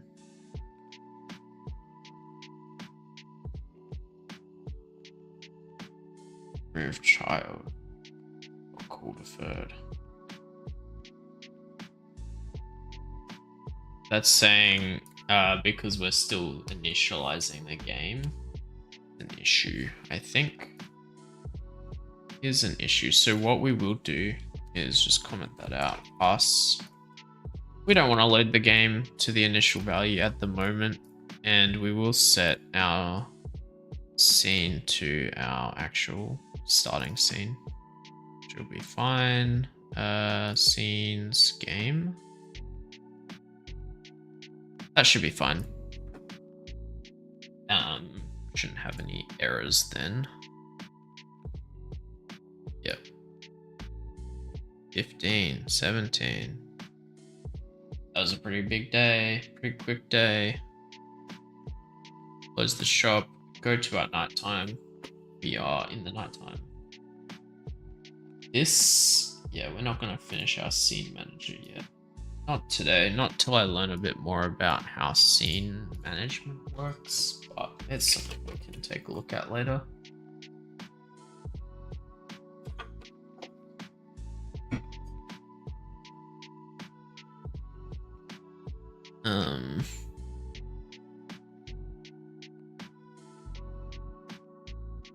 Yeah. Yep. Alright. Okay, so next. What are we doing? In our night screen, we have a game script, right? Should really rename these. I think now's a good time to do that before we get too deep. So let's rename this. Rename this to day. Let's rename this to cafe. Cafe. cafe script, or maybe our cafe underscore day script. And our cafe day is a cafe. We can rename that further later. Anything that references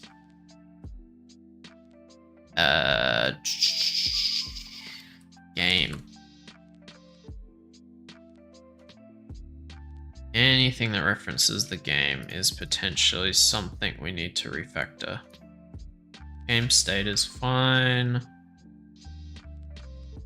In our game state, actually, we're loading night manually.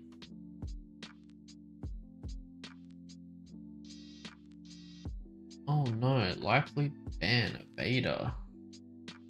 Get out of here. Get out of here. Chatter, what are you doing? Trying to make me buy viewers, huh? Get out of here. Yeah. What the? Account created 2 days ago. Great job. Banned.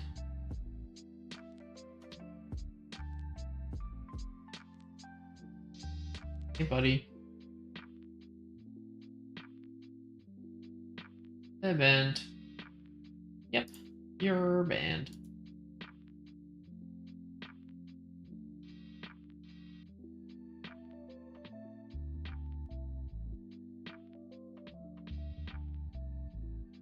Hello.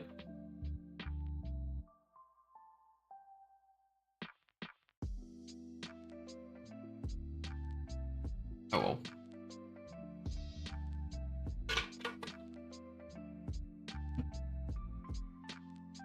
Yep, you're banned. Cool. So, nighttime. We need to set our currency when we get to our night. We also need a separate script to handle the scene itself. So, gotta be good.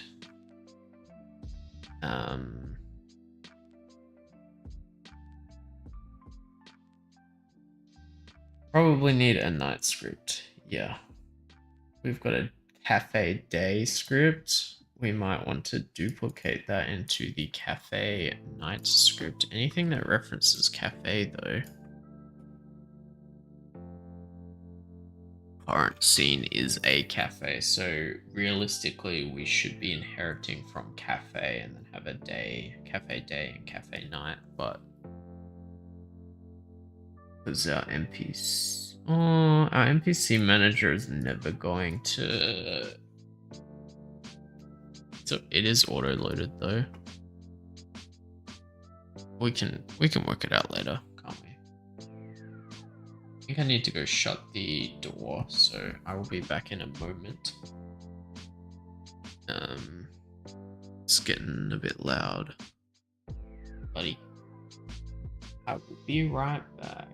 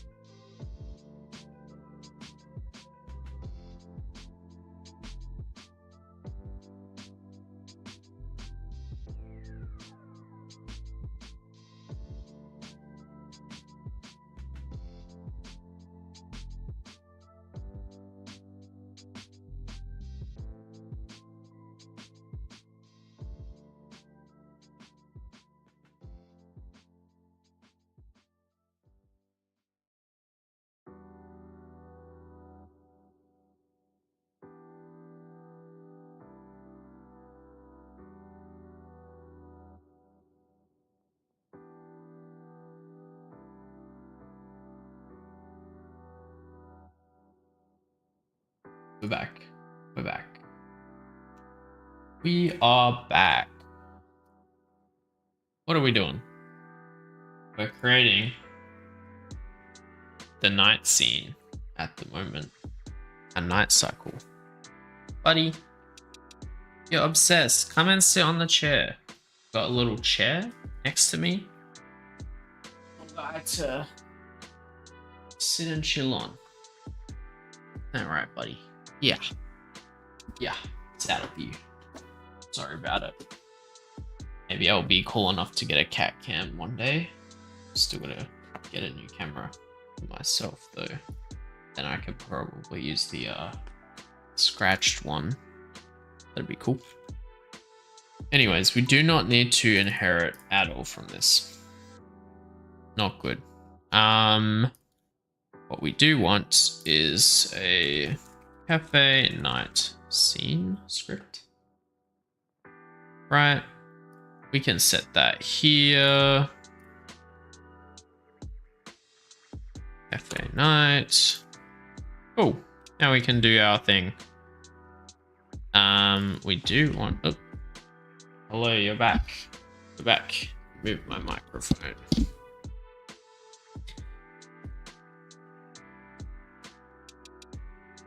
So class name. Cafe night. Yeah, good enough. What do we want? Stop trying to scratch me. What do we want? We don't really need anything at the moment. We will need to do stuff like handle the UI within the scene and that sort of thing, but yeah, I think that's something we can get to at a later point.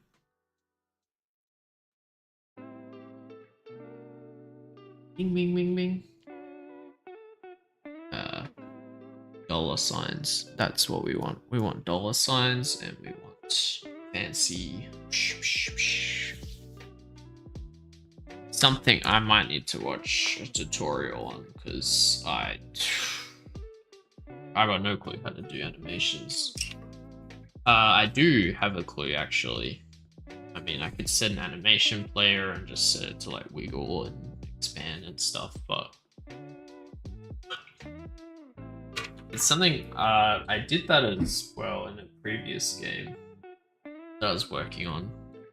Maybe we could showcase that one time because it is kind of cool project. Ow! Hit me in the face.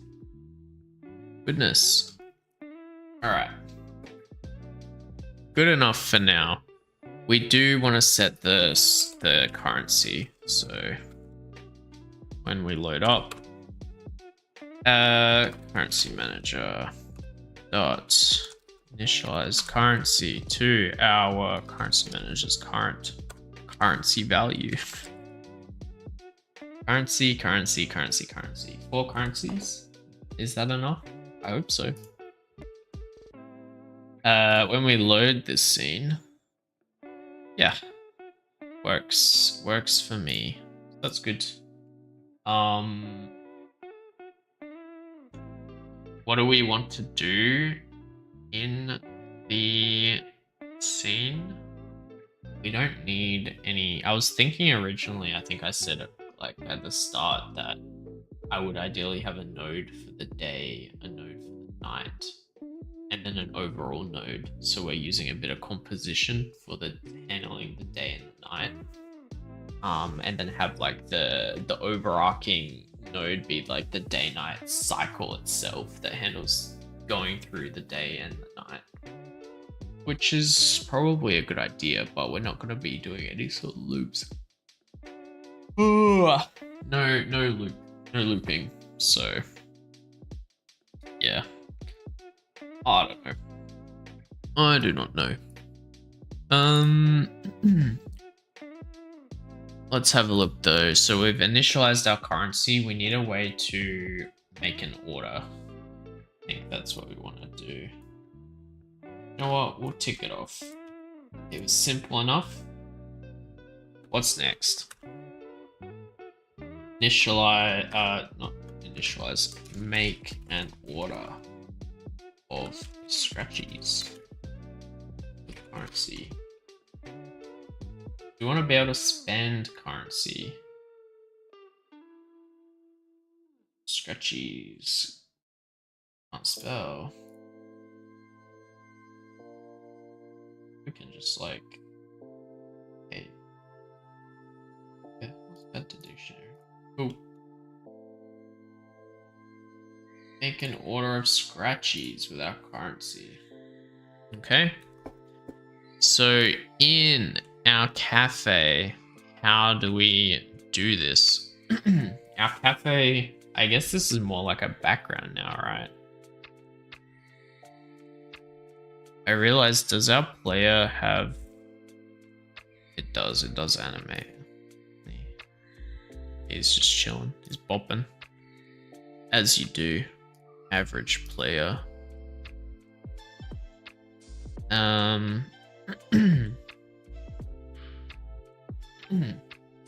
Yeah, I think this is more of like the background, and then we might have like some modals to cover up the screen. I think that would be good. We also want to add some sort of darkness, make it so, kind of like nighttime. Would be nice.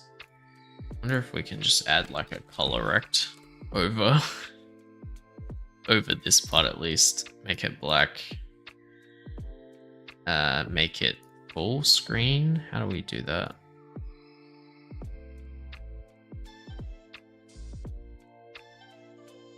Correct. Just like dark. the dark. Do like this, and then we can just have a bunch of UI. So like you might want to make an order. Customizing the cafe will be interesting. Let's check this. Does look a bit darker. We want our UI to be over the top though. So, and our day visualizer, we probably don't even. Yeah. Looks a bit darker now, which is nice. We do want to do things like, I think someone was saying the other evening, like add hats. So we want character customization. So that would be like click on the character. We want to go to the back room and make an order.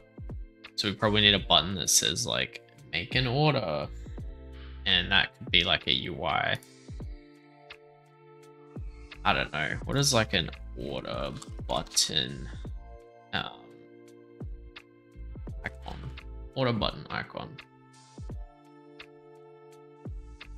That's what Google shows. Let's have a look.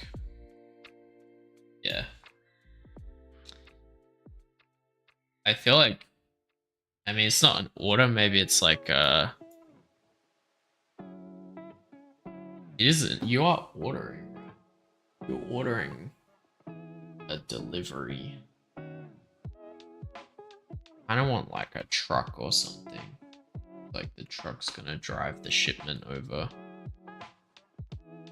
Truck. No. Schedule shipment button. Something like that would be good. Really. I think we might go for something like that. Not a UI expert though, so might be, I don't know.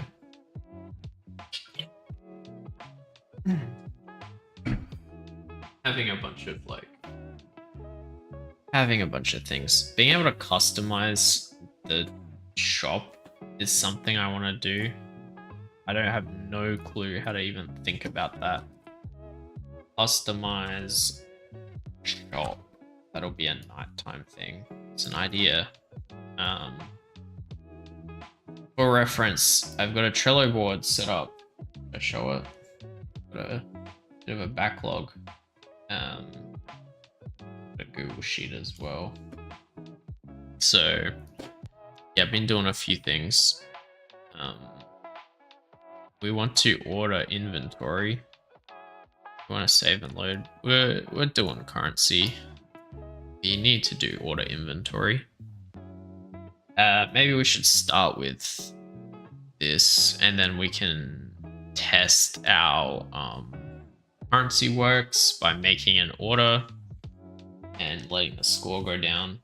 Pretty simple thing, but you know, don't want to check it off if we haven't done it. So yeah, I think the first thing to do is to add some sort of button. I think that's as simple as adding a button. It's just a texture button.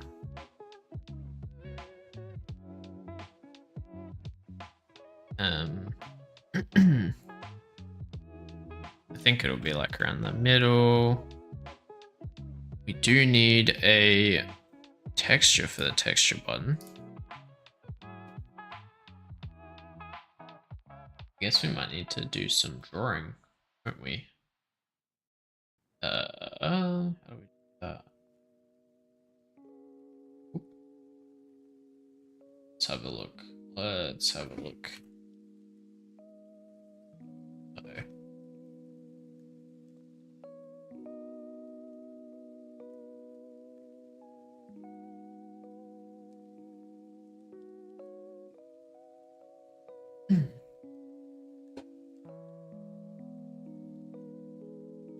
So I think my screen is black.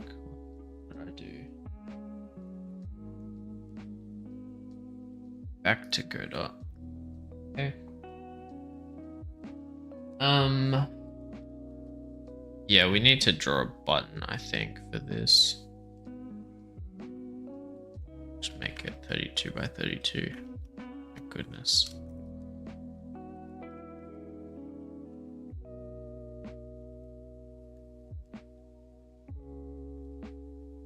Let's make a button. Buttons are simple. They're easy to make, aren't they? I swear.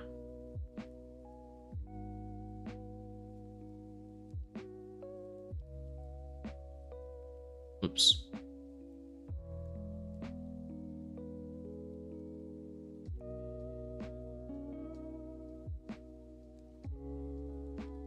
Oh no. Messed it up. Big time mess up. Alright. Very good. Very good. Button. What the button do? What the button do? Got our border. We got our backgrounds. Let's make an actual icon. Sick of these text buttons, you know? I don't like aligning the text. Whatever. Where's our tab? Make delivery.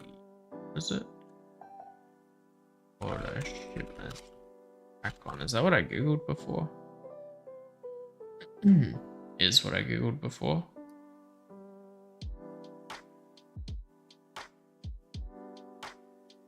Yeah, we need like a little truck icon, I reckon. How do I draw a pixel art truck? Oh no.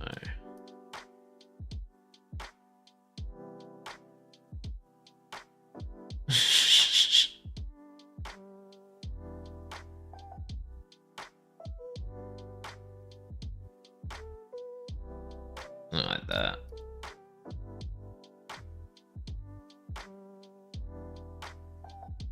It's okay. It's not the worst thing I've seen.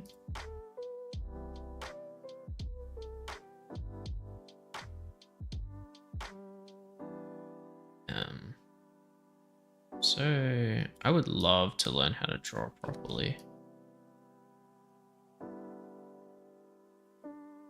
Tell you what, I got no clue how to do that at the moment, so it's okay. Just make it up as we go.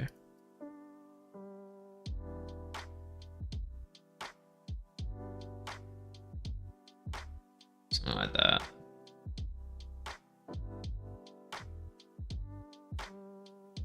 Not bad.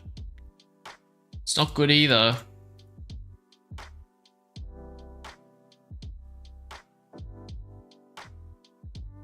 Yeah.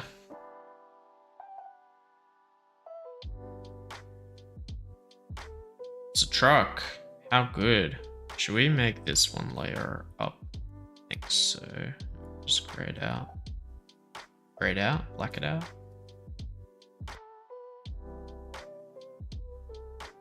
I don't like that. Not a huge fan.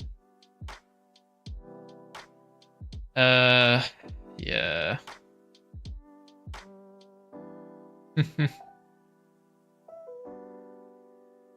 What does an order look like? I mean, I think we need like a little scratchy card somewhere on here, right? This is the scratchy truck after all.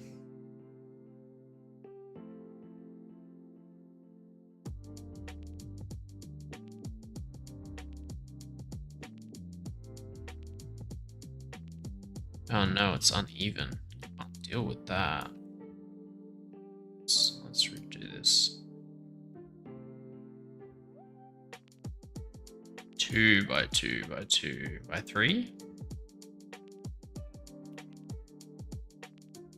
Not enjoying it. Good enough. All right.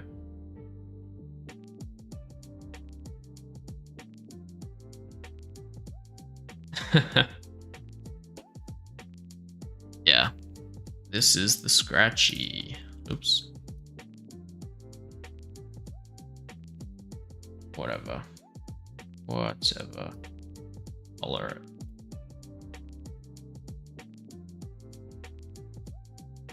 Do it in the background, so I can't be bothered. Can't be bothered making it look good. Whoops. Let's get that. Yellows are a hard color.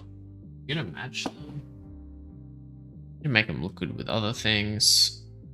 Yeah, it's tricky. It is tricky. Alright. A truck. A truck has a color as well. Yes, it's this light color. It's average truck. And I guess the wheels are gonna be like a dark kind of. Don't like that at all. A gray. Why not? Nice blue window.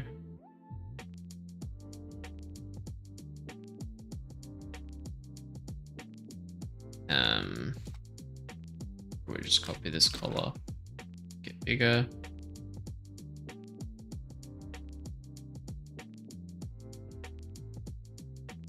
All right. Average truck. Do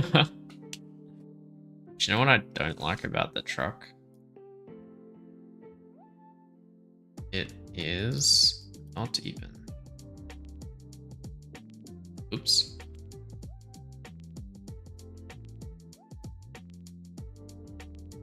Yeah. Sorry about it. We had to do it to him.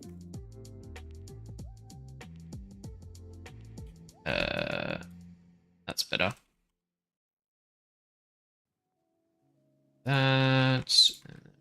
Pull that in. We need a background for the button too. So I think if we just merge that down now, we can put it up a bit more centered. That's okay. I don't like the double lining, but it's okay as well. I wonder if we can do a bit of shadowing.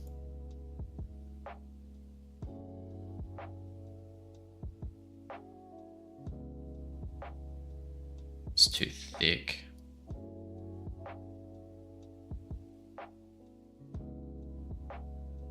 It's fine.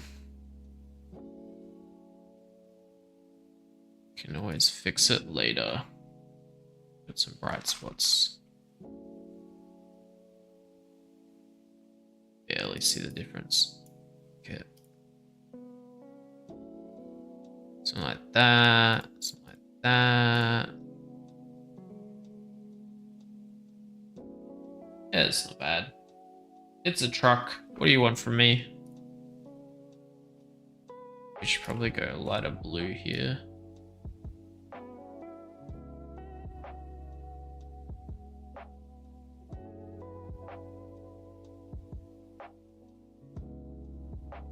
Seems a bit flat now that I look at it again.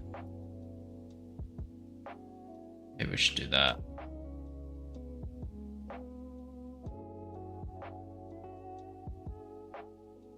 We can get some more of this back in.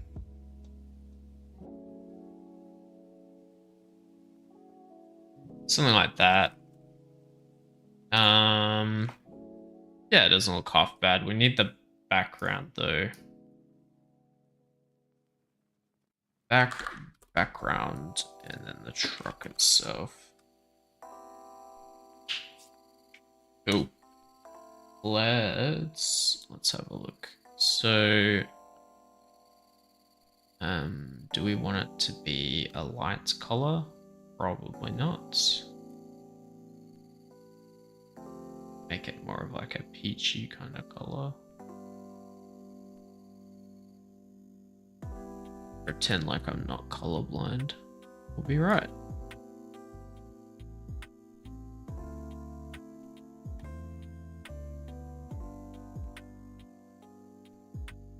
That doesn't look that bad. It's a truck. Is a truck. Truck icon. Let's save it out. Let's go to for this truck icon. Order icon.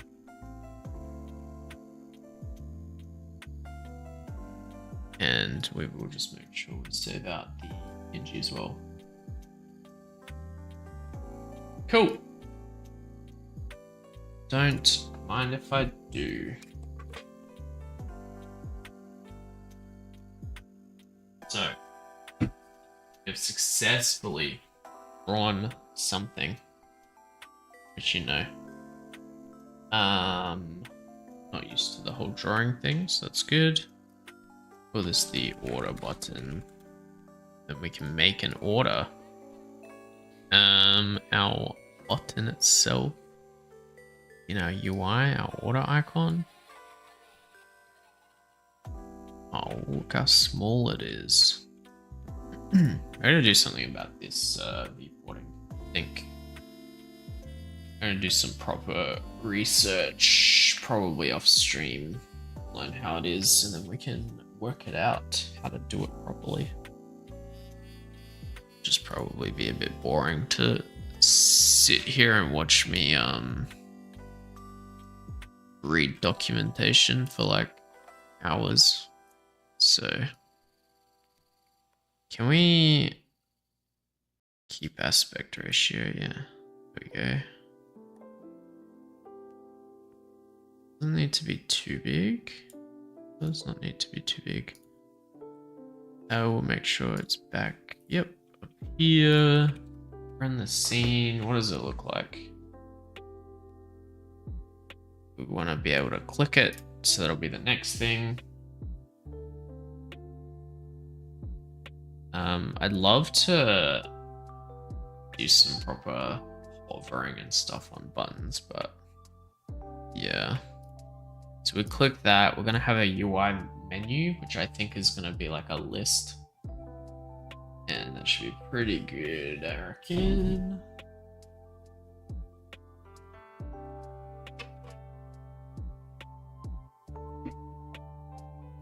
Hydration break. Do a hydration break. Drink water. That's what you should do. You gotta do it. I don't know how people don't do it. They're always doing it. Unfortunately, this is gonna be funny. We can just do the mouse filter to propagate anything that goes, yeah, say go up. just ignore it or whatever. The button, we probably, do we want some generic? I don't know. I don't know.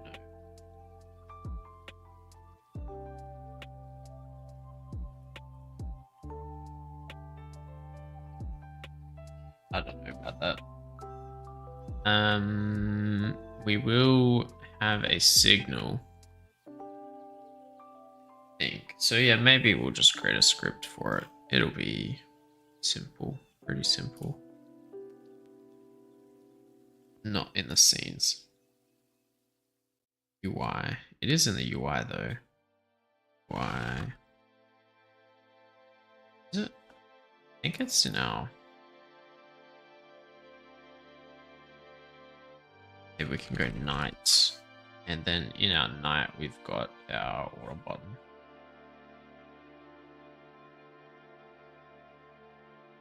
What do we want to do? We want to listen to the pressed event go into our order button. So when we pressed it, we want to open our order UI.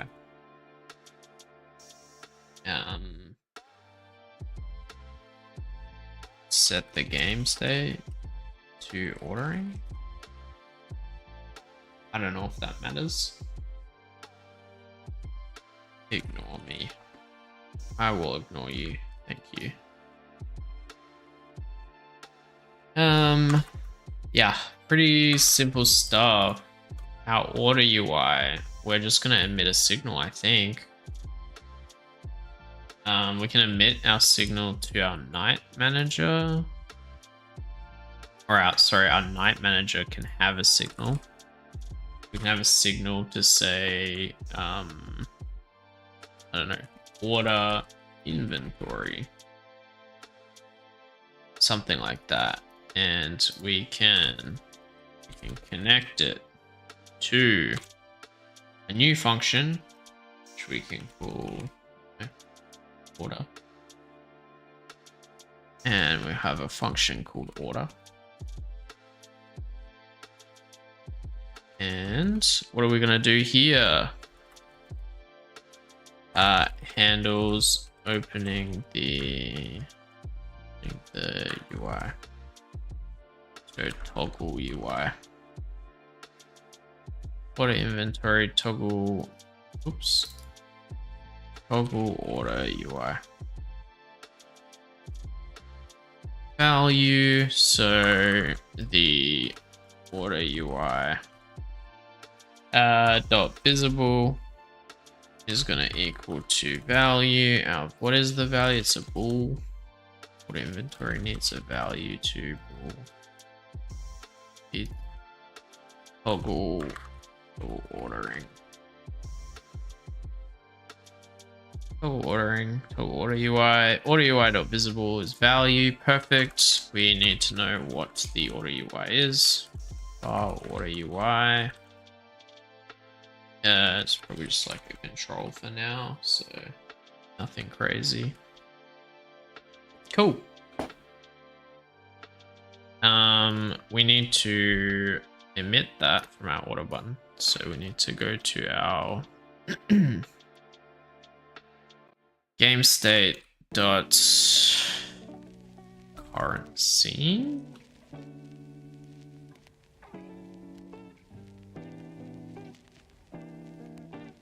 This is where we might want to say whether we're in the cafe or not.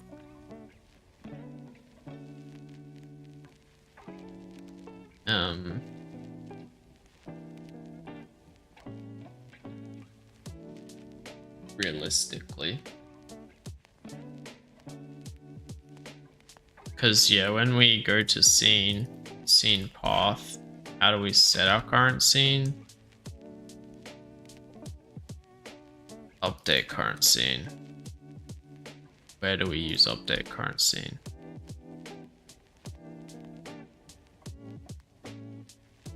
In our day, so we need to do that in our night as well. We need to update the current scene.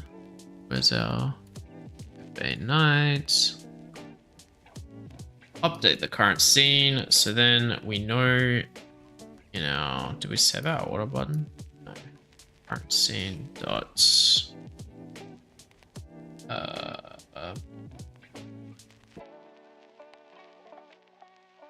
Maybe we can just pass it through the game state instead of directly calling it, because then we can go. We know the current scene. What do we want to do? We want to toggle a UI, right? Yeah. So we've got a. It's pretty good. We'll have a new one for what kind of UI do we want? We want it to be our order UI. Then we can do current scene dot. Do we want to toggle or do toggle? Yeah, toggle order. Oh, order UI. Maybe just we can just do dot emit. Good enough. Might be better to use signals instead of directly calling the functions. In case something else wants to listen to that event in the future. It's generally a good thing. Does mean we're making sure that we only want like one thing at a time, so I think that's fine too. Alrighty. So now we just need to call toggle UI, our game state. From our order button. Game state.toggle UI. Perfect. The type, order UI, and the value true.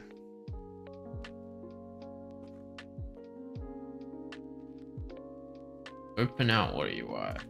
Pretty self-explanatory right now, so that's fine. Why does the game state handle UI though? That's an e-sticky.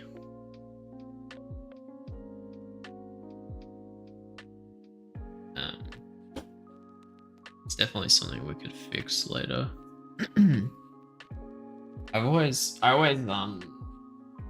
struggle to correctly split out the UI from the game. This game is a lot of UI anyways, so yeah, I don't know.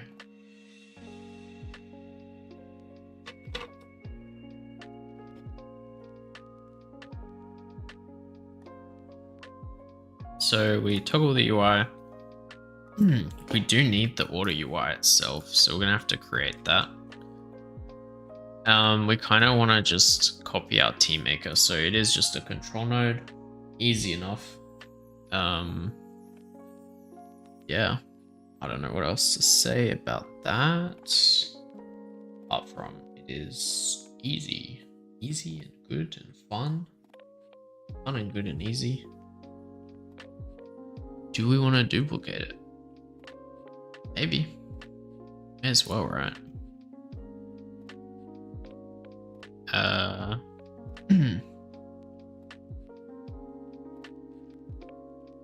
UI in our day, so in our night, sorry, duplicate our team maker scene. We will call this our order scratchies. And what we will do is we'll chuck it in the night. We probably need to separate this out too. Order scratchies. Let's rename it. Do we want a grid container? Nope. We're gonna change type. We want a vertical container. VBox, sorry. Yeah, like down. Why do we want that? Because our scratchies will be in a list with some sort of unlock and scrolling and that sort of thing. Put this to our grid, our box. The box container. Cool. We won't have a single ingredient slot on there. We don't even want to brew at this point in time. We probably want the receipt TBH. We're not going to have a T name and T statistics though. The T name might be static in this instance. Actually, firstly, let's get rid of this T maker. The next button maybe won't even be called next. It'll be called order. Oops. Order. Right? This will be our order button. Disconnect. Make sure it's all static at the moment.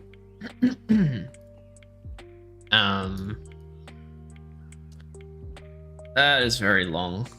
Wowie. Just make that a little better.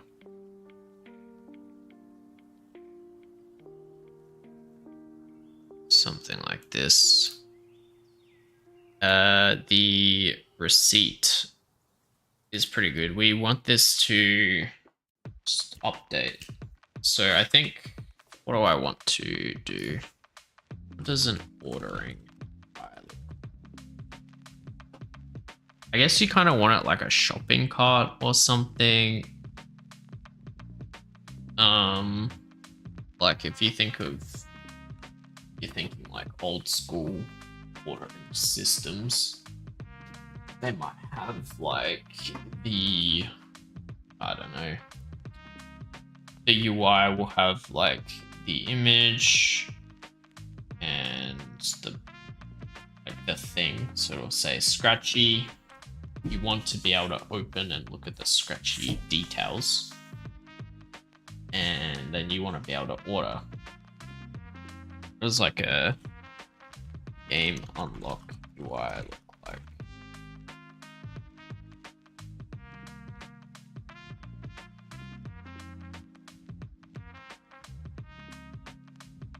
Have a look. It's like level unlocks mostly. Not exactly what I'm going for. List.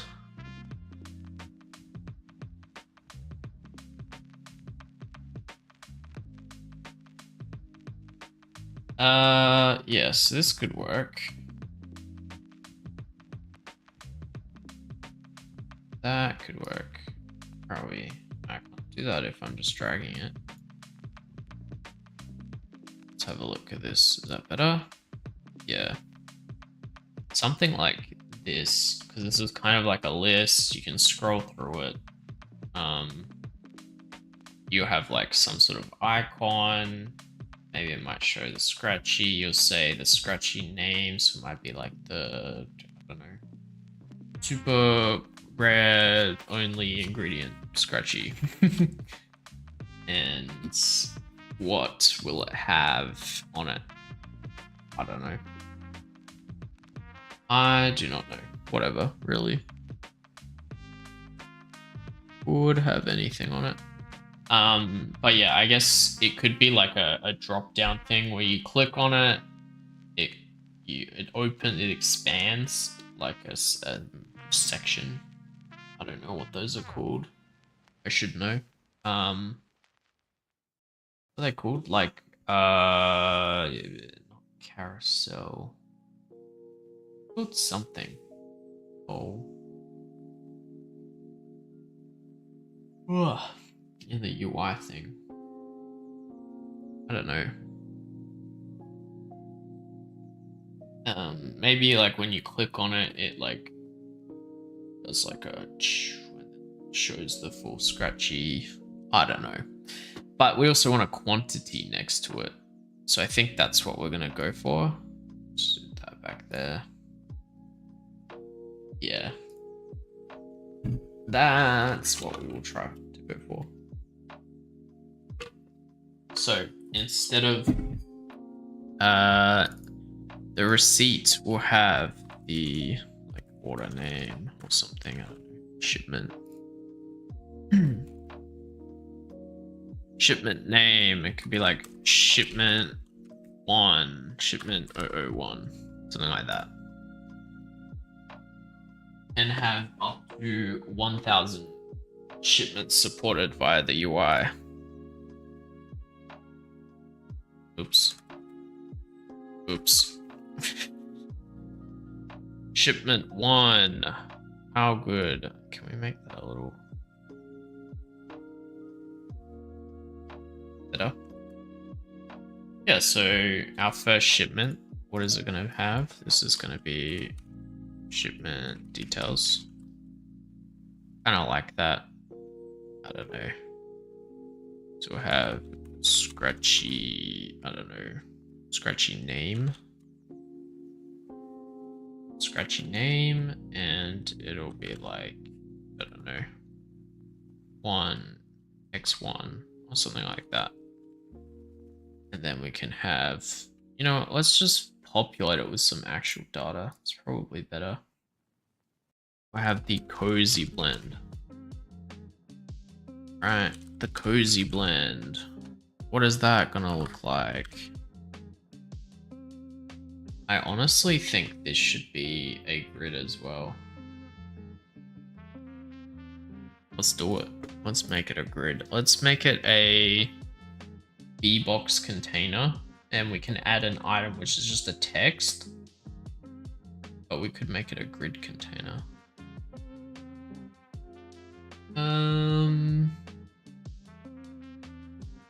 Yeah, I think a grid container would work. Because then everything could be lined up. I'd prefer that. Grid container. Inside a grid container, we're gonna have 3 columns. Realistically, 2. 2 columns.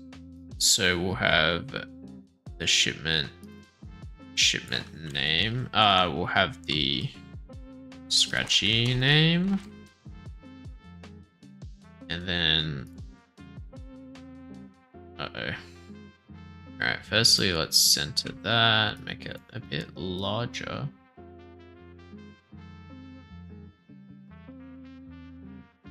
And its name, very tiny. So, for instance, we will have the cozy blend. Is a grid container overkill? Possibly.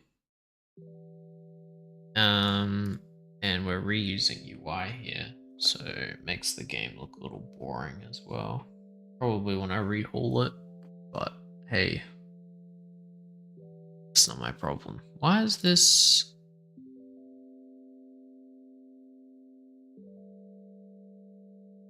Do we need to set like a minimum size? Probably. Yeah, okay.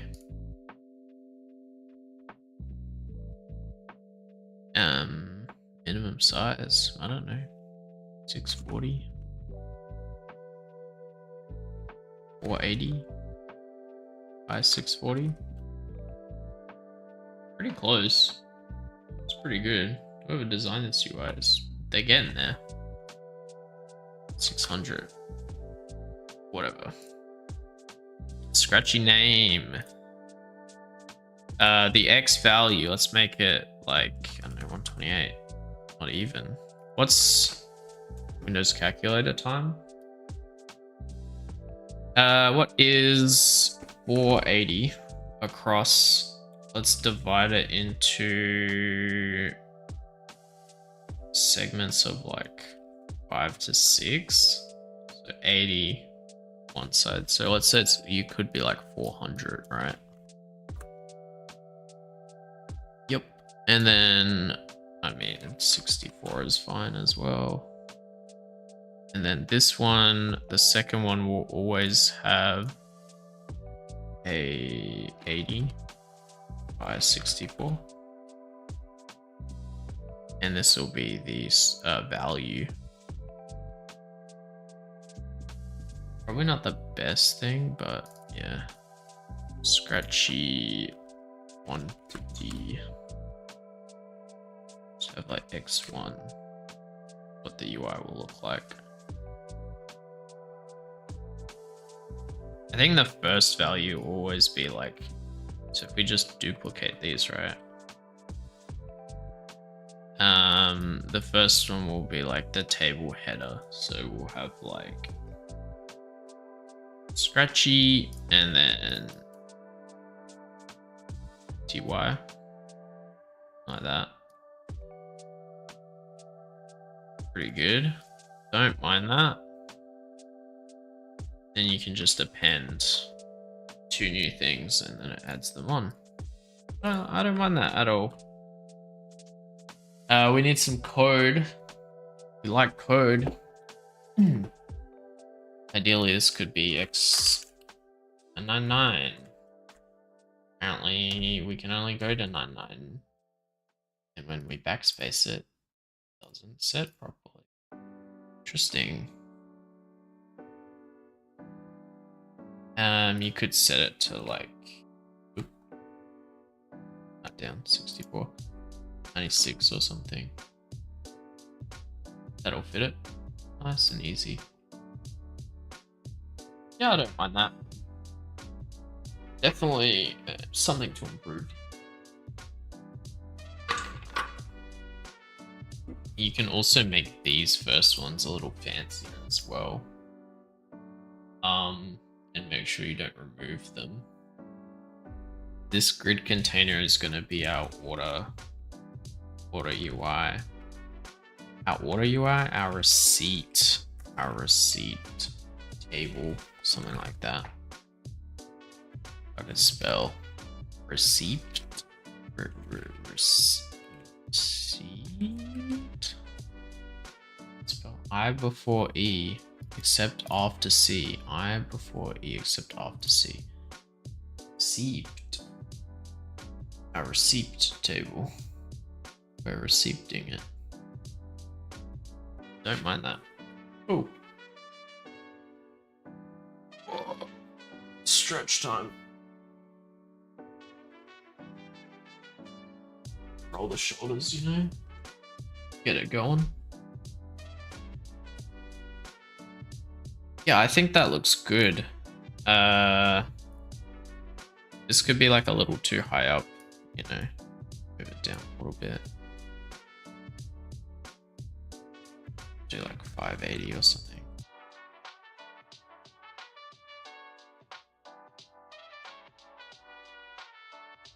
Pretty good.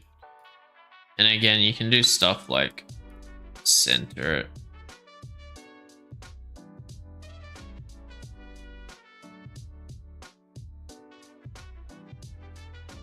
Centering looks fine as well.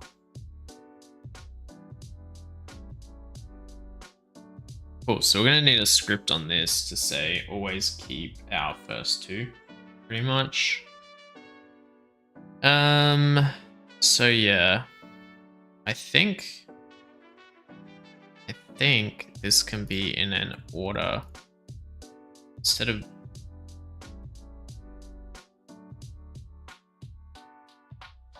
maybe we'll just keep one overarching script per UI node. I think that's okay. UI night order scratchies. Yeah. Order scratchies. This is gonna be the order scratchies UI. And so we want a export bar receipt grid, recipe grid, receipt grid. It's a grid container.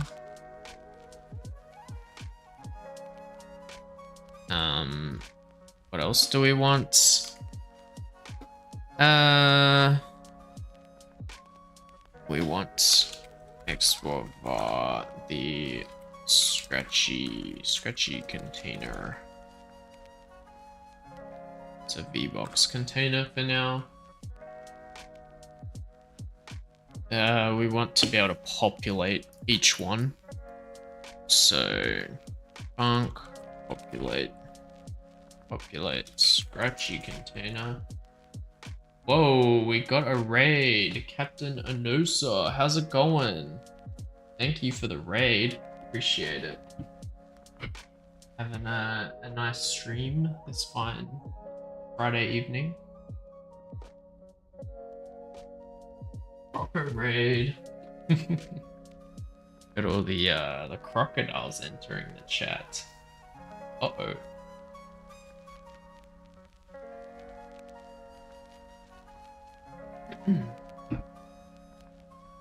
Owie.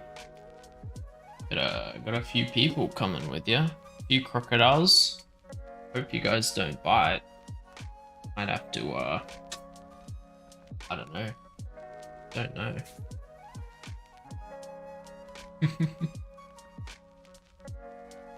We are making a cozy shop management game. Maybe a little bit of gambling. Could be good. Who knows? Yeah. Good. Croco raid. Croco raid. Let's make some tea. We're making tea. We are making tea.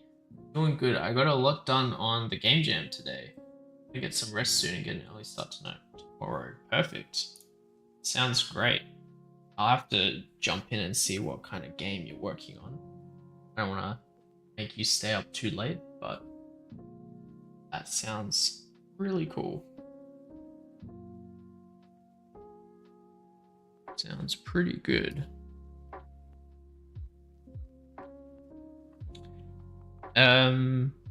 What are we doing at the moment? We are making a shipment UI to order scratchies, which is pretty cool. I think it's pretty cool. We're reusing some UI components. Sort of old school adventure game. You play as a robot who fights other robots and uses to upgrade yourself. That sounds pretty cool. Kind of imagining, I don't know. I mean, the first thing I think of is like that little physical game where you've got like the arena and you just press the buttons to have the robots like punch each other. That'd be kind of cool. But adventure game, I assume, has a little bit more depth to the levels and sort of thing than that. But it sounds really cool. Really cool.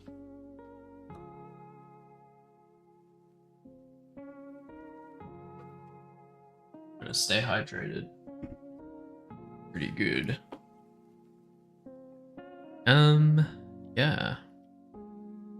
Once we get our ordering UI, a basic setup at least, we can test that our currency works by buying something, making an order. It's a little bit more in depth than I had initially thought. That's okay. Currency is pretty simple. We got that set up pretty quickly. We are making some tables though, some UI tables. I do need to make a UI node for what our scratchy orderable scratchy UI node looks like. I don't even know how to name that. Usually like to start off with something simple.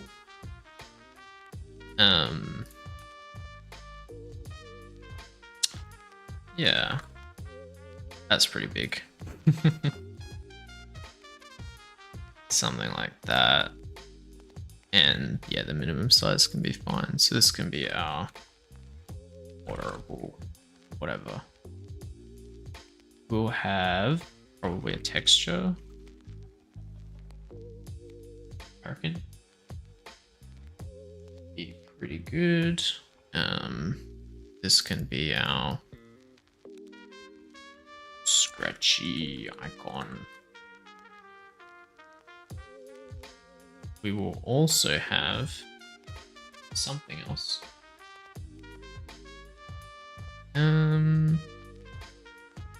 What else will we have? Probably the text.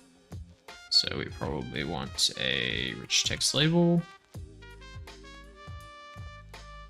We're also going to need to split these out. It's always an issue. I like the VBox container because, you know, you can easily just append it down, but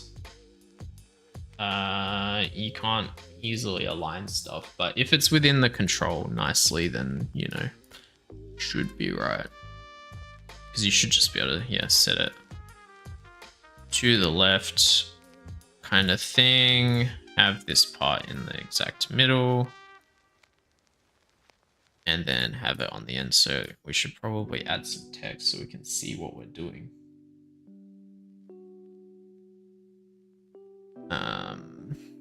Let's add our font.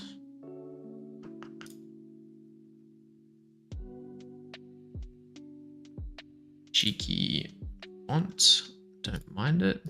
All right. Probably make it a bit larger too. So this could be like our cozy blend scratchy. Oh no. It's all blurry again. That's okay. How big is our icon? Let's set a debug icon for now. Scratchy border, why not? And we'll make sure we scale it. Ignore the size, keep the aspect. Oh. We still want a background for it. So color rect for now would be good.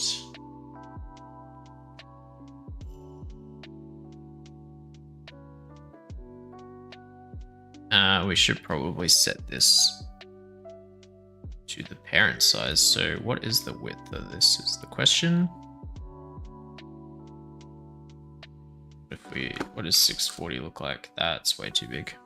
That's 10x. 256 sounds pretty good to me.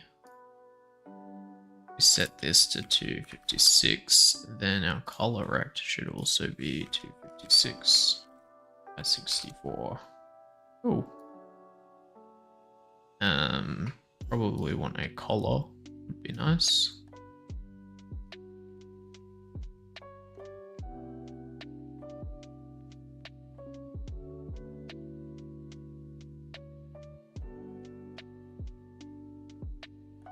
I also don't want this like pinned to the very left. Not a huge fan of that.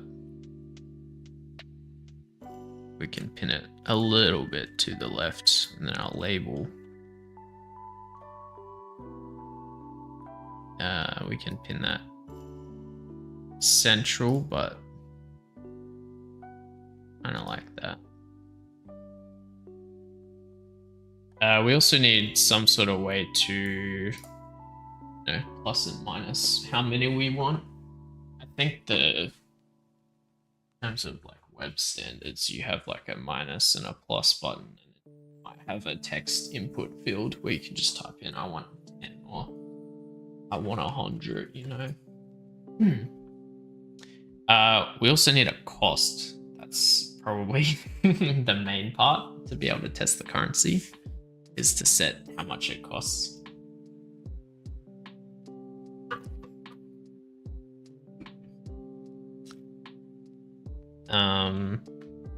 Yeah, UIs, it's tricky to get UI that's good. I'm definitely not a UI expert, UX designer, you know. I mean, you could just like be able to click it and it just keeps appending a number here. Then how do you remove it is the question. So you could have to go, I don't know, unclick something and go back down. I don't know. I do not know.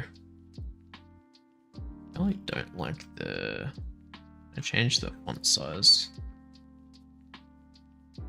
32, it's too big. 24, too big. 12 is a little small. 16? I think that's what it was originally. That's okay. I'd center it though.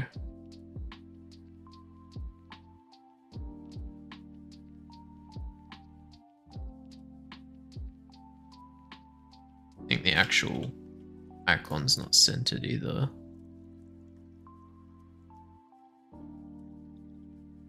Oh no. What have I done? Here we go. Oh, do you know why? Because yep. Would be good to scale it properly, I reckon.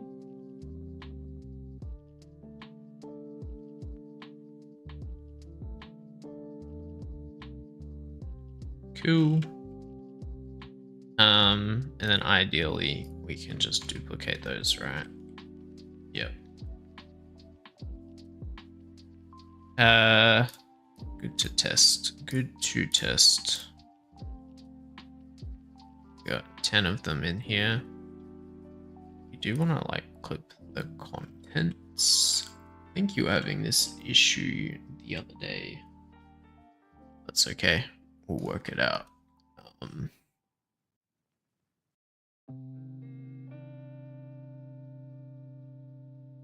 I guess I can just make sure that, yeah.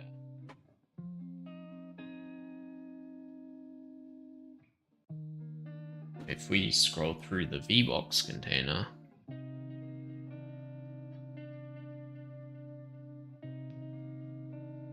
probably need a scroll container, yeah.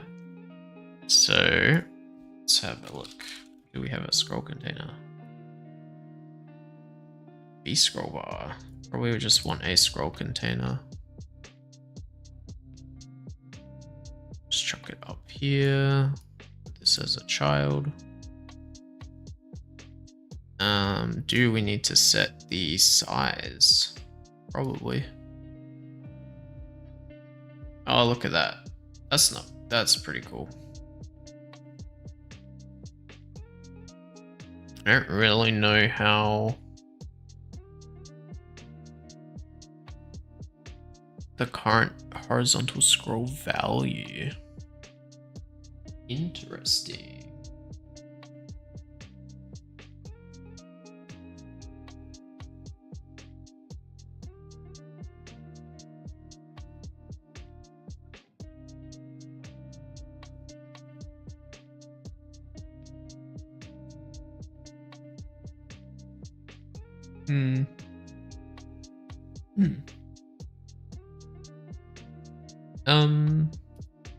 I don't know. What if I set that to like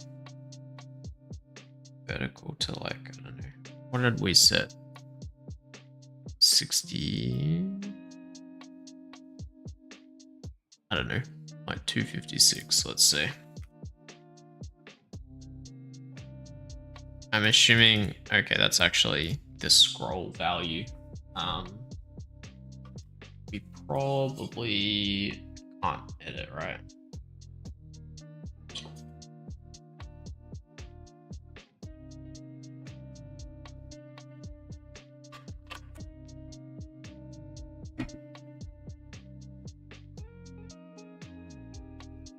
It's pretty cool.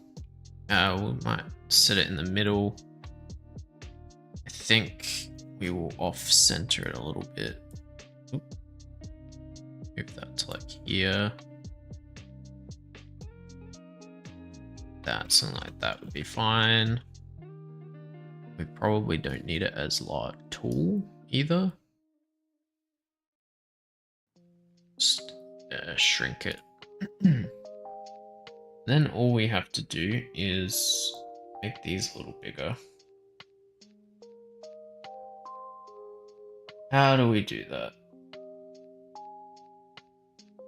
We reset this value.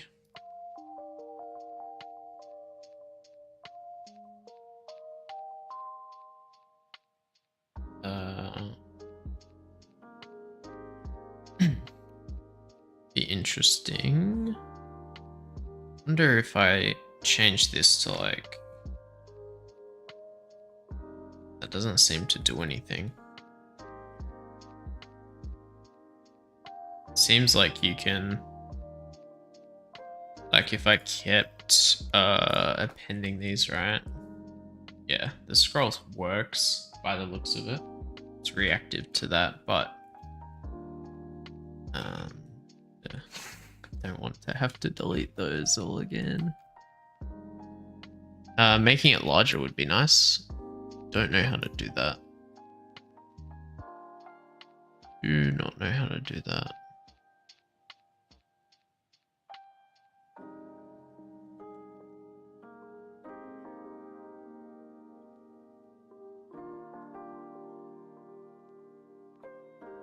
Container sizing.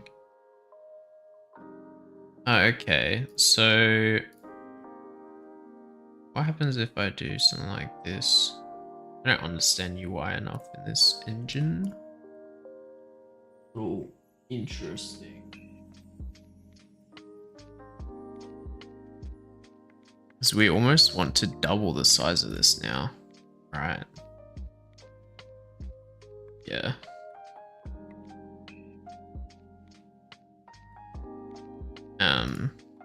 Color rect should be the full thing. I have to delete these. Yeah. I think we will be good to make this larger though. Like that. Our icon can get a bit larger. Still want to put it to the left. We'll just move it out a bit.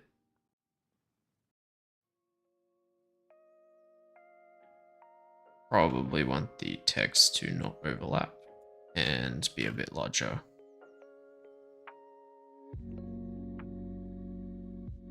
Uh-oh.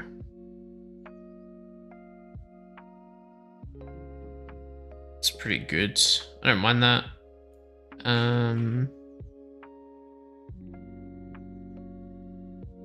Keep it to the left now, I reckon.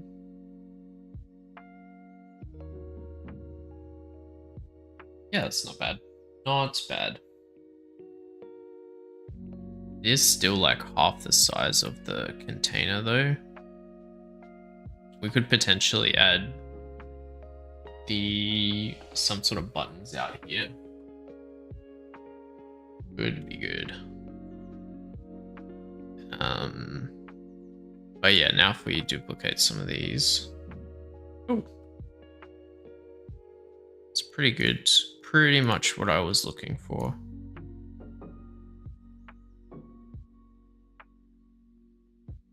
I don't like how the scroll bar is pretty big though. I guess you can just do this, right? Look at that. And we can just, oops. Be nice to select it properly. Just move it across a bit. Yeah. I think you can do some like fancy stuff, like fade everything out and that sort of thing. But yeah, we need to save this as a separate node and then reference it as like a static scene, like a pack scene, and then we can instantiate it at runtime when we need one, append it to our list, keep a reference of our list. So we can update these as they come in, populate the data. Yeah. Sounds good to me. So let's save this as a scene. Alright, we'll call this an orderable.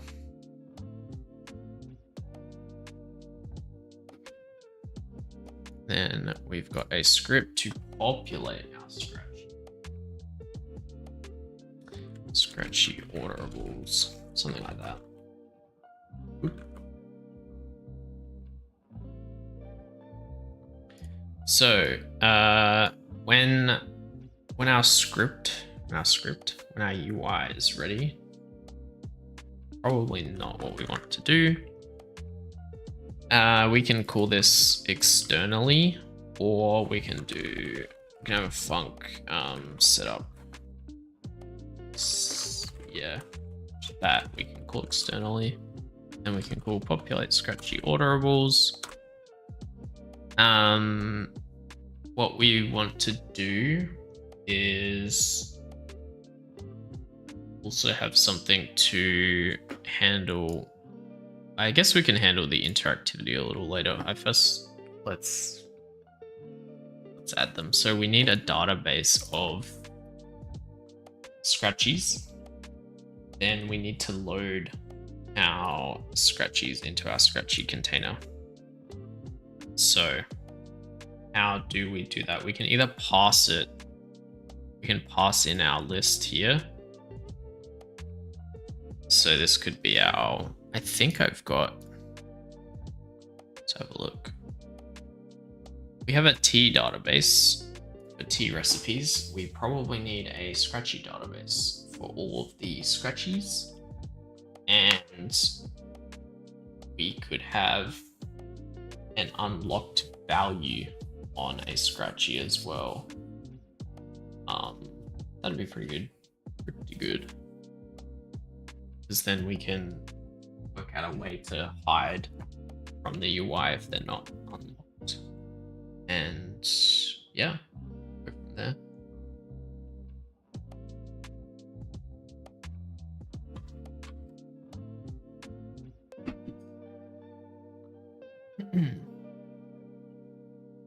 Alrighty. So.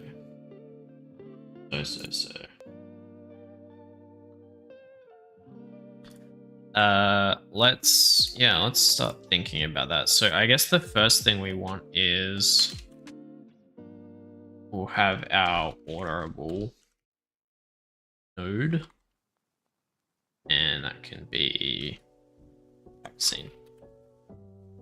Packed scene. So we can load that up. When we populate our orderables, let's just say we have to input a list of scratchies. So scratchies. Keep seeing. I'm seeing shit. All right. We'll have an array scratchy. The issue I have with an array of scratchies is, let's leave it as an array for now. I think our scratchies are not proper resource data, and to get it from the database, we need them as resources, I guess. So let's have a look. Actually, I think, is it? No. A scratchy is the physical scratchy that you see in the game. A scratchy card is the data value that we need. So that's pretty good. Actually, we could do something like have a value called unlocked on it. So then our database can keep a reference of that. Otherwise, you'd probably want it in a dictionary, and then you can, or a hash map or something. Do hash maps in Godot? I don't know. Who knows? But yeah, I think for now we can just keep it as a Boolean variable. Set it to true. They're all unlocked. Because I think the goal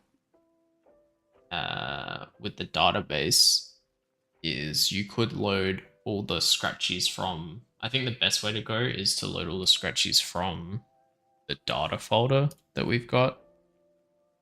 And then what we can do there is, yeah, put it in the database, and then the database can keep track of the like save load persistence values that we need, like M state, or whether the scratchy's been unlocked or not, which is separate to the actual Scratchy itself being just a pure data value. So I think I'm right. We can ignore that for now. Work it out later. Probably the best way to go about it. Yeah. So how do we grab stuff from the file system? I don't know. I looked it up yesterday. I forgot. I clearly learnt a lot. I think we need to create a database though. So let's create a GDB. Is it a node? Yeah.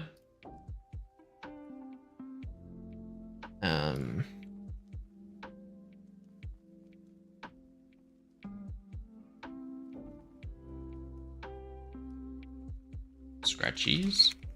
Should it be an array? Probably not, because we want to be able to search them without looping over the array.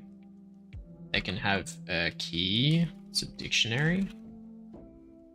I think we can have type dictionaries now. A dictionary of... I Google type dictionaries in Godot.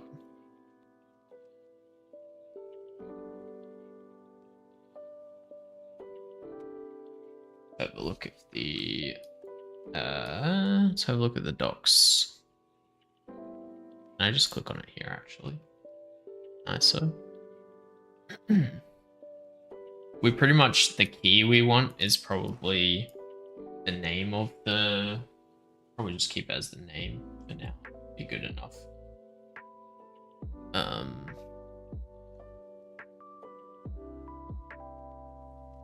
Do we have get typed? Oh, what is this? This is new stuff.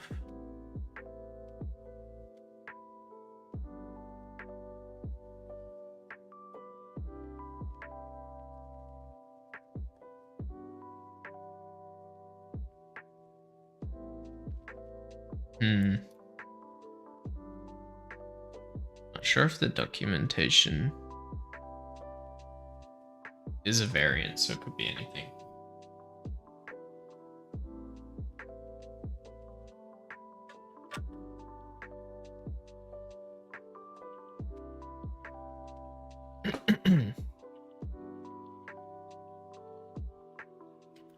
So this could be a dictionary, right? Just equal to nothing. But can we just say the dictionary value is like a key, a string, and then value is a scratchy card?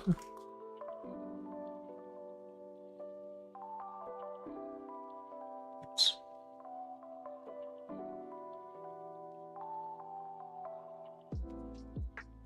I think I've just looked through this, haven't I?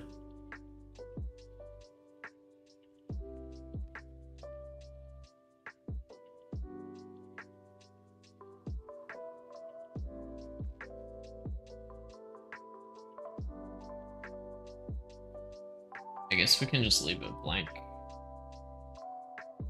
We are new to the type dictionaries.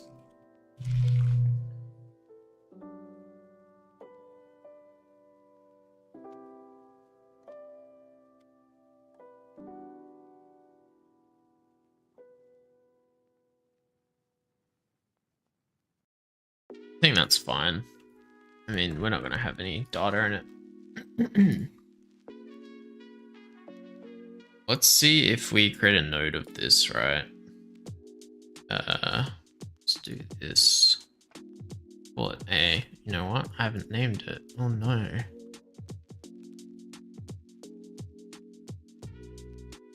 Like that.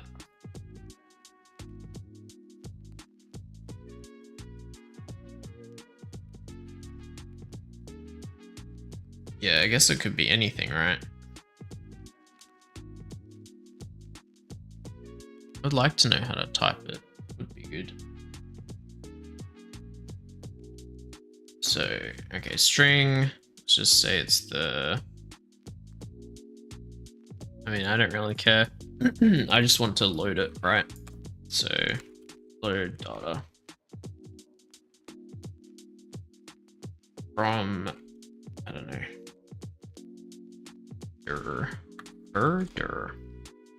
directory. The directory is going to be,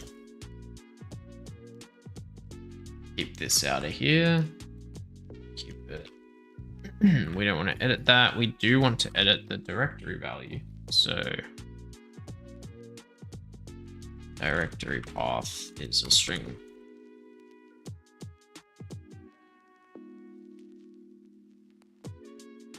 I spelled export wrong. Goodness me.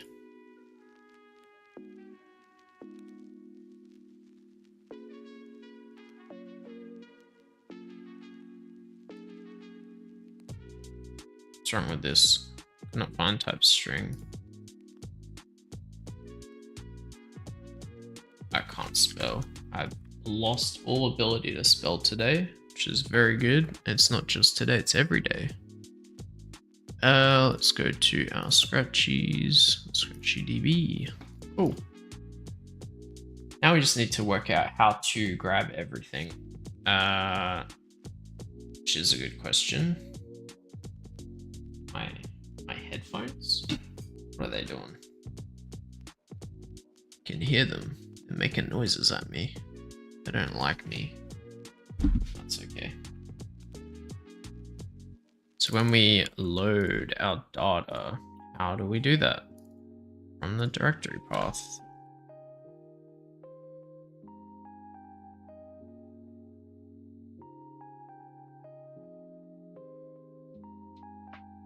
Load returns a resource from the file system.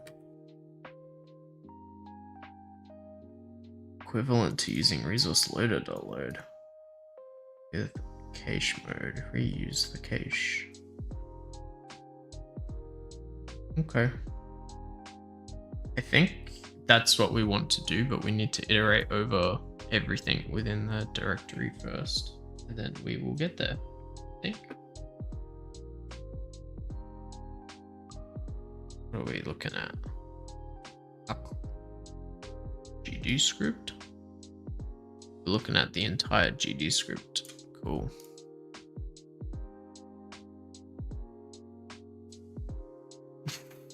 That's not gonna work. I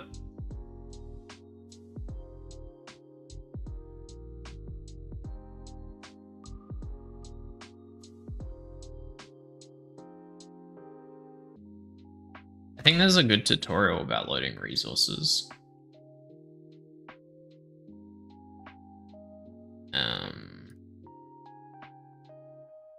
I do this. That's not gonna be cool. Let's put that back. Let's have a look here. So we've got directory access as something. I do want to look back at the resource loader because that sounded good.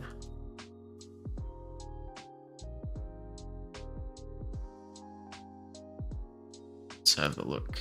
Let's see. List directory, cool. That's exactly what we want. Let's do that. So var files equals, files is a packed string array. It's going to equal to list directory. Can we just call that?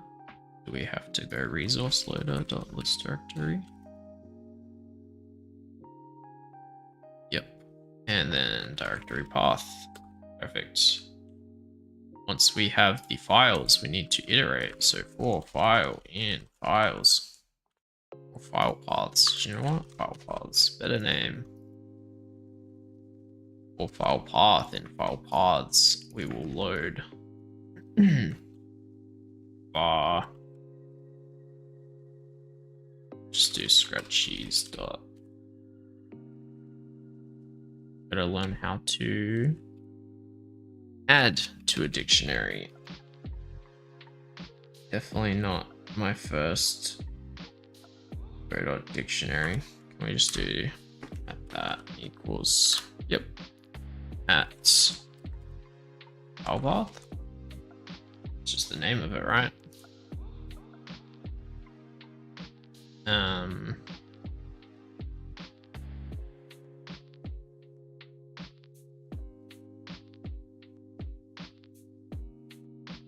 Something like that. I wonder if we can just print at the end. Print total scratchies. Can we just print the dictionary? Dot. Can we just get like the size or something? Size, yeah. Oh, we just need to auto load our new DB. Scratchy DB. Oh no. Something like that. I think that'll work. Let's have a look. Do you know what? Probably not. We loaded a scratchy. That's cool.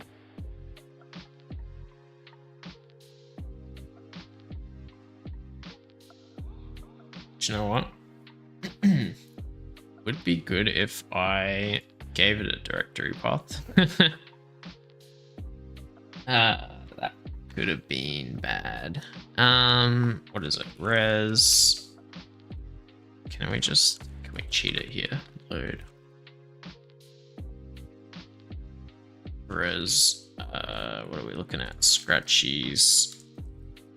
Or entities. Yeah. Data. That's what we want. I think.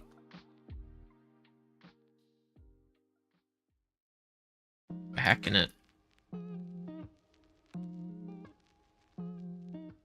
We are hacking it. We have one scratchy in the DB.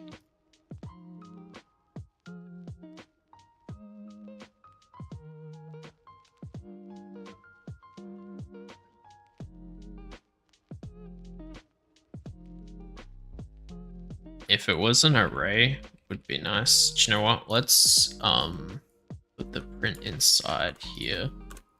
Right. And we can just go adding scratchy. And let's just print the file path. What does that look like? Default evening. That returns a resource. We're saying the key. Do you know what? It's because it's a static file path and we just need to do without a string. That's a beginner mistake. It's okay. Cannot load default. Ah, okay. So that we need to also grab the directory path plus the file path, I think. Yeah, and then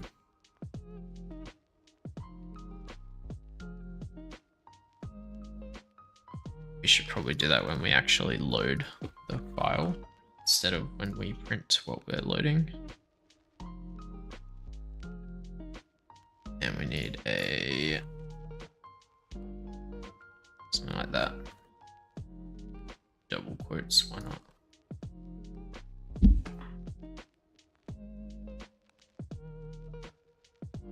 Directory path. Shattering and already declared. Okay, let's just rename that. In case we do want to change it later, you know.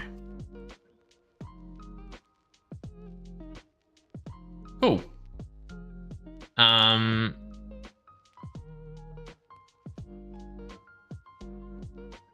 think first we need to go var resource or scratchy is equal to just loading it. So that's going to be a scratchy item. Scratchy is not item. What do I call it? Oh no.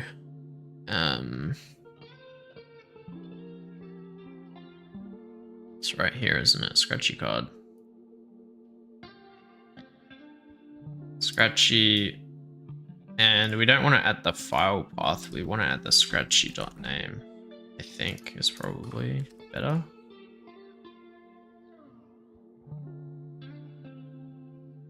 So that's probably good. I reckon. Time to close shop already. Oh no. Yeah, I think that's fine. Let's just print this as well.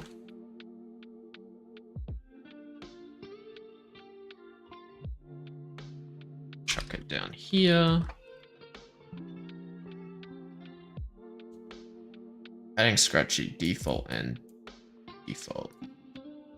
I never renamed scratchy, that's cool. So let's quickly change that from default to evening. And then we should have everything working. We've got the key of default and the key of evening. Oh, so we have a scratchy database. Good. I think, if I'm being real, it's bladder full time. So let's take another drink because, you know, we love water. It's good. It's almost as good as tea. Almost as if tea is made out of water. Partially, at least, you know. I will be back in a moment. We're going to... So back, what are we doing? We have our scratchy DB. We need to load our possible options from the database. The database could have some other values, like not just the scratchy. We could do something like scratchy card, scratchy data, something like data, right? And that's just the scratchy. We could have heaps of stuff. We can have like unlocked as a value, set them all to true.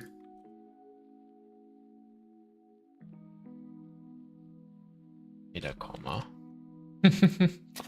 We can do lots of stuff with dictionaries. We love dictionaries. And we can work out a way to load the persistent data once we have a saved load system and chuck it straight into our dictionary.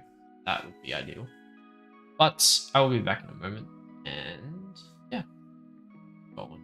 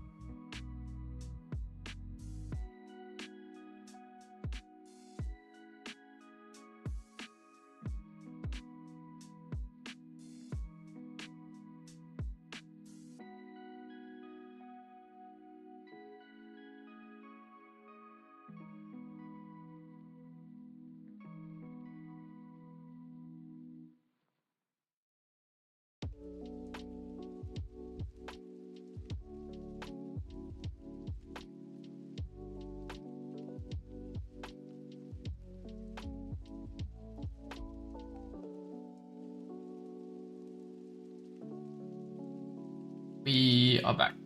Have our microphone unmuted this time. Pretty good. What are we doing? We are making a cozy tea game, tea management, tea shop creation, serving our loyal customers. That's what we're doing. So we make it, then we can serve our loyal customers. But you know, we haven't made it that far yet, so yeah, making some tea. Oh no. So errors. Don't like errors. Just clear the console. Pretend like they don't exist. Never made an error before. That's my claim. Yeah. So we've got our database and we've got some data. So all we need to do is to grab a Scratchy is we need to reference it via the card name, which is pretty cool. Pretty cool. And yeah. How do we get the card name? I guess what we could do is we could just loop over and grab the entries. I think that would be good enough. Sounds good to me, I think. Sounds good to me. Yep. Okay, so let's go back to our ordering Scratchies. So we need to populate this UI is what I'm getting at. That will allow us to hopefully scroll through the actual Scratchies that are there and then be able to make an order. So let's have a look at how we would go about doing that. So when we populate our Scratchy orderables, we should be able to just grab it from our Scratchy DB, right?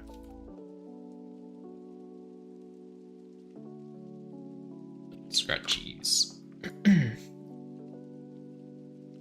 We could have a function to do func get all Scratchies.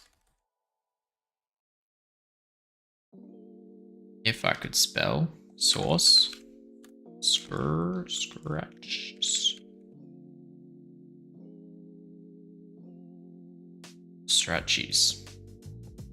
Yeah, let's just do that. Get all Scratch. Know how to spell, so it's okay. We're gonna return probably just an array. I think an array of Scratchy card. Just the data. Keep it typed. Just return null. Keep it happy. You like it or null? Is TypeScript? No, it's not. So to get all Scratchies, we need to go for Scratchy entry in Scratchies dot have entries.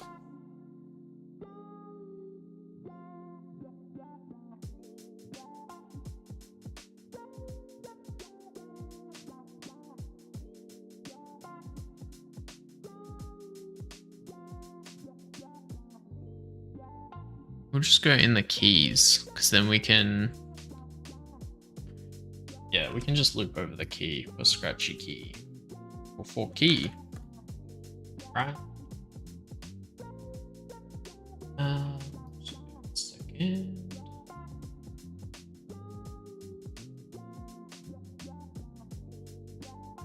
Yeah, for key in our Scratchy keys. What are we doing? We are going to create an array firstly, so var array Scratchy card equal to empty. We're gonna do Scratchies at key dot data. We're gonna do r dot append. Oops. Append. Oh, we can return our array. Key does not have a type. Key is gonna be a string. Cool.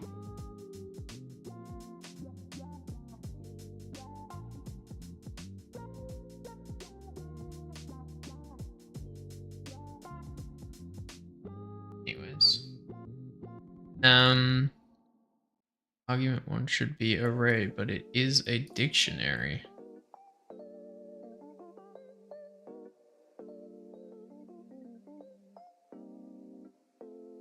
We're passing in. Sorry, what? What are we doing? Line 8. What's doing here?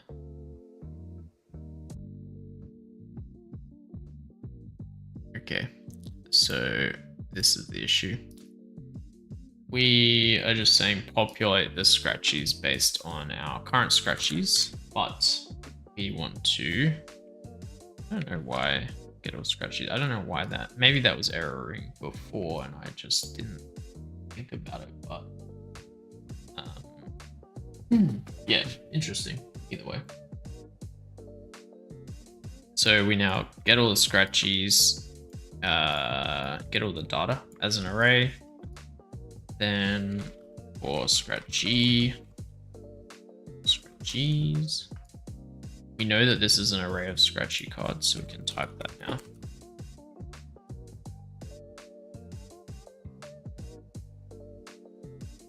What are we gonna do? We're gonna add them. So we're going to go bar order. Yeah. Bar orderable is just a, it's a control. Is going to equal to our orderable UI dot instantiate. Cool. Yep. Pretty good there. Once we've instantiated that, we need to add it as a child of the scratchy container. No, the orderable. Yeah, the scratchy container. Scratchy container dot add child orderable. Pretty good. This one we do want to make sure we clear it. Mind you, I think we're only going to do this once per scene load, I guess, so we don't need to clear it. We can, because we can call setup, I think. Yeah. You just make sure we're not visible as well. Func ready equals false. And we can even keep a var of like whether we're active or not. Visible equals active. Active is false. Setup. We set up the data. Func. Show. Something like that. Void. We can go active equals toggle, maybe. Toggle UI or something. With a value. Active equals value. Visible equals not value. Because if we are active, active is true, visible is also true. In mind, if active is false, set the UI to false. We don't want the UI, we don't want to be visible. Pretty simple stuff.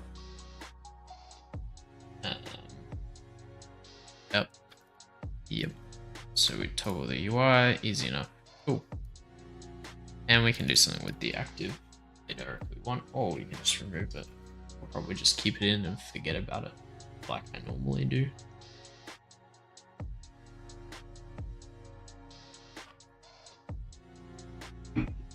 Alrighty. So,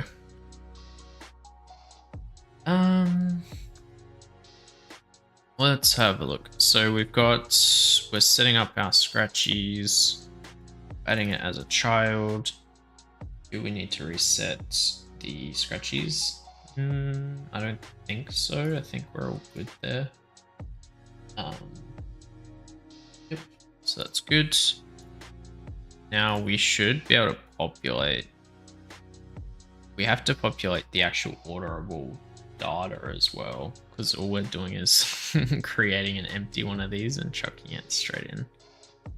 So that is a good point. So an orderable needs to have storage of the scratchy that it is and its data. So let's go to that scene. We will need a script here then. Let's create a new script. Orderable, sure. Last name because it isn't orderable.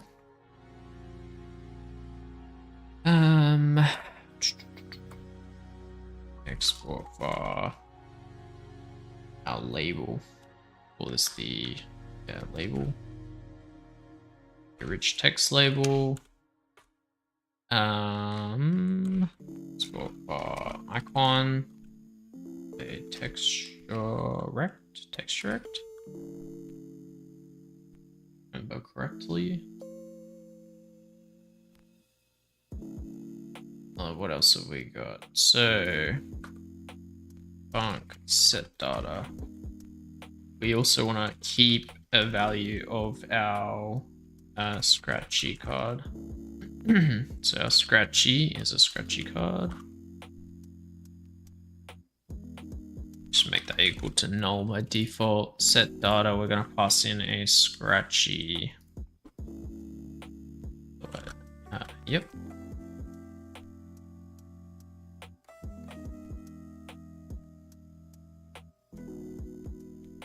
So when we set the data, we'll say scratchy is equal to scratchy. Underscore scratchy, I think would be better. We want our label text to equal to our scratchy dot card name and our icon dot texture to equal to our scratchy dots.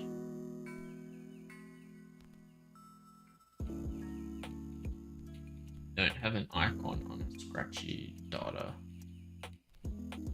So that might be something else we have to get. Icon, so why not do a full stop? So underscore icon is a texture. Set it like that. We'll call set data. Get rid of this boilerplate stuff. Oh, in our order scratchies, when we're creating this, that isn't orderable now.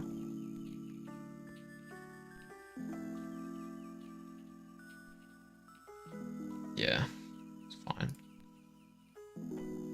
We want orderable dot set data. We'll set it the data to the scratchy. The icon.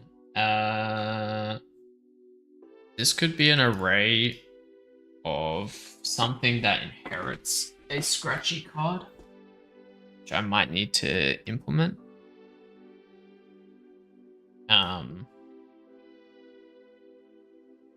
Yeah, might do that quickly now as well. Let's create an orderable scratchy orderable.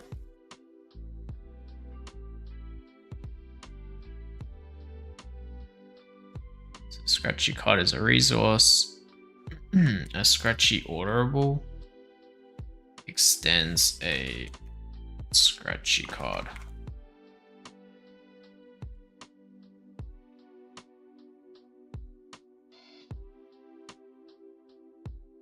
Oh. Let's have a think. So the only extra data that we don't already have is we need to have an icon, right?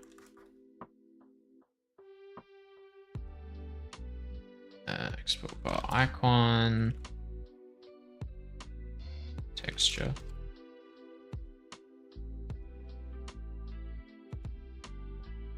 Probably want a set data. That override the... Nope, we don't have one here. That's okay. I think that's fine, really. Expected to think, yeah, that's okay. So this is now a scratchy orderable. So when we get all scratchies, we also want a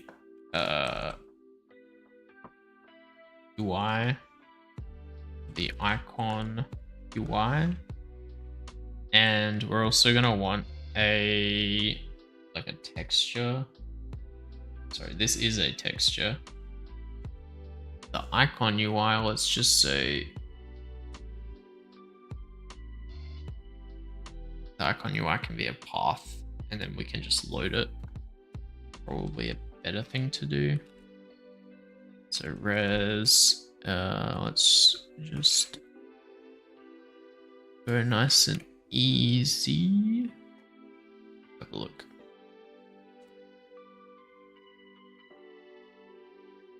Res, assets, scratchy. Scratchy border.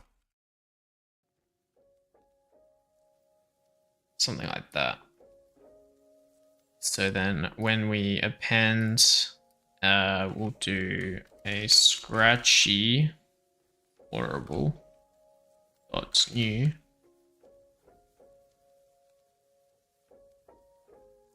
This is where you have, this is why I think it's good to have an init. So let's go back to our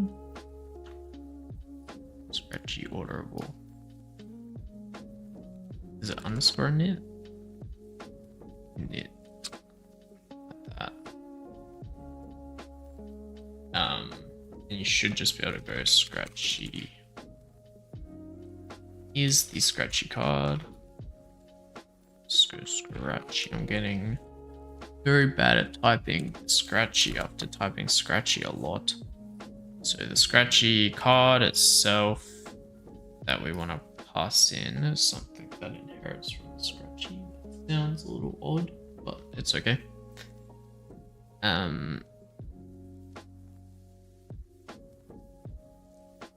Yeah, I think that's fine. And then the icon path, the underscore scratchy and the underscore icon path. Do like icon load icon path, something like that. Card name, grid size.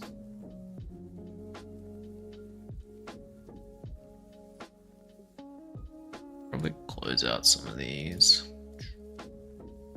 We don't need a lot of them at the moment.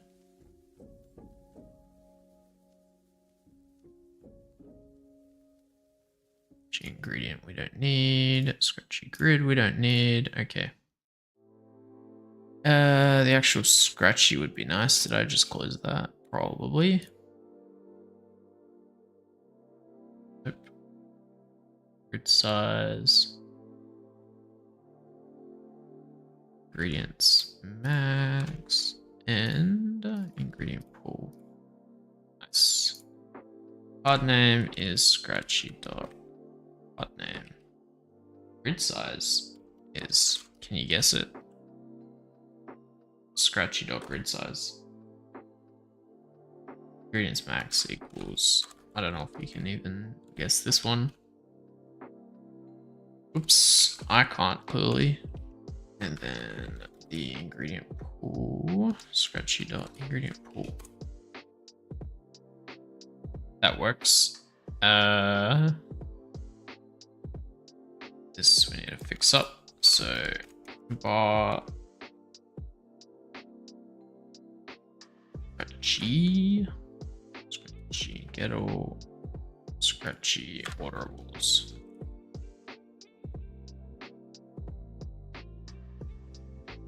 Returns a array of scratchy orderable.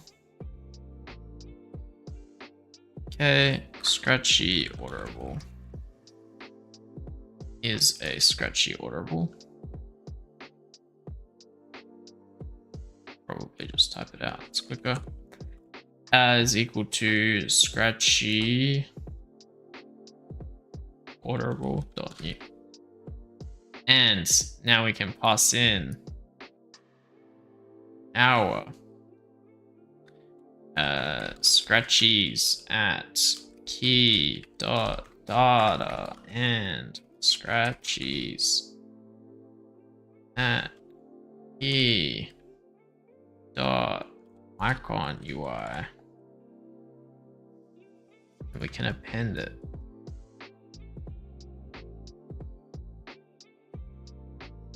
Uh-oh.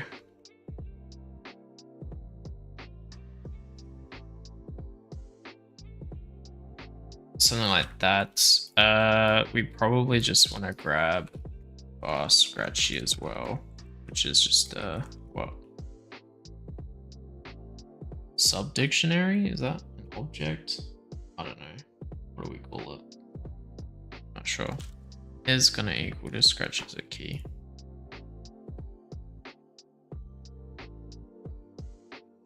Sure. Then we can just do scratchy.data and scratchy.key to save accessing it multiple times. Oh, and we've got the init overwritten, so that should just work, I think.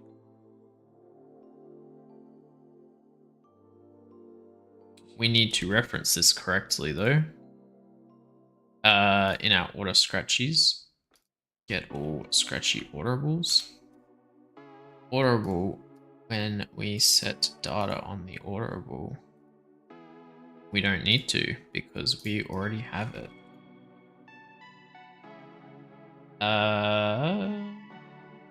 We do need to. That's easy enough. We can just go scratchy.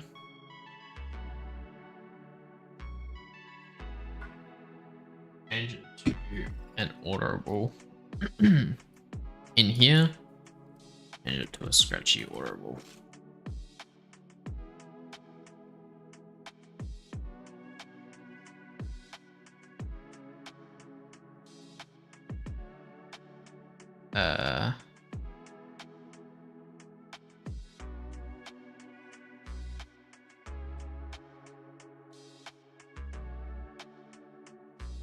Scratchy orderable, set the scratchies, card name, yeah. And we want the scratchies icon. Cool.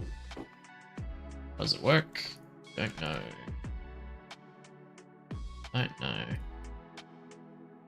Looks like it works.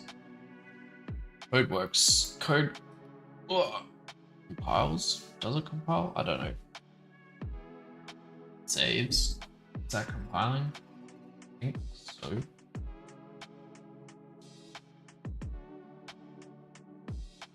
Oh.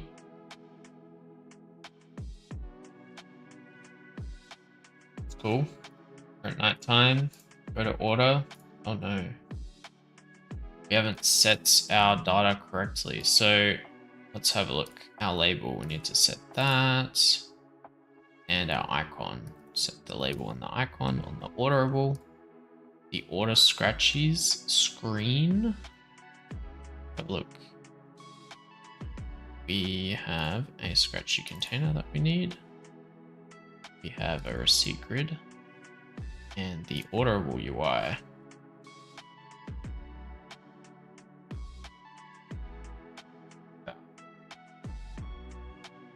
So, go through the whole day very quickly. Close up the shop. We're at night time.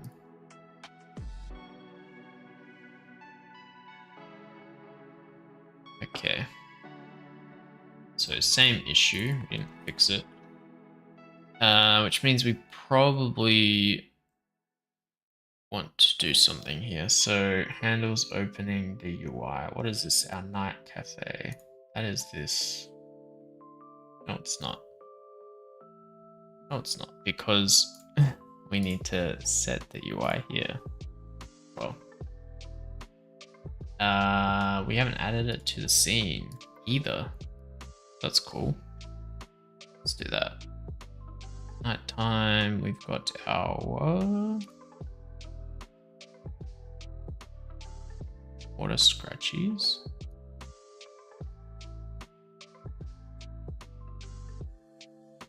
And that's got its own script, which sets it to invisible. Yep. Cool.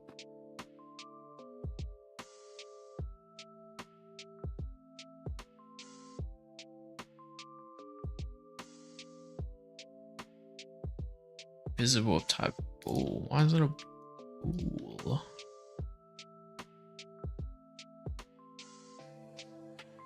Toggle ordering dot emit. Toggle ordering. Okay. So cafe night toggle ordering value order button. We're saying let's set our UI. We find the UI. Let's emit it. This is yuck. We need to fix that. We probably just have a signal for it separately. And have the UI directly listen to it. Probably be better.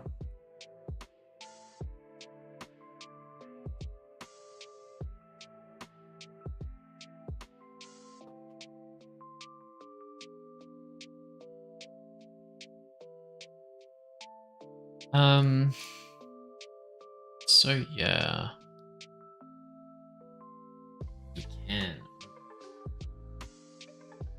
We can't open the UI, I guess.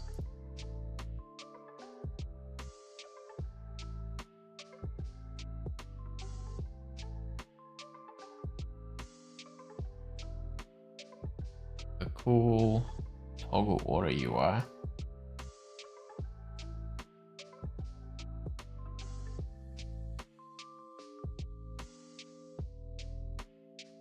The order UI is nothing apparently.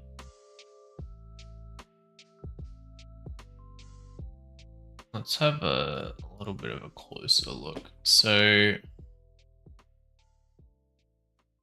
order scratchies UI, let's make it a little bit more explicit.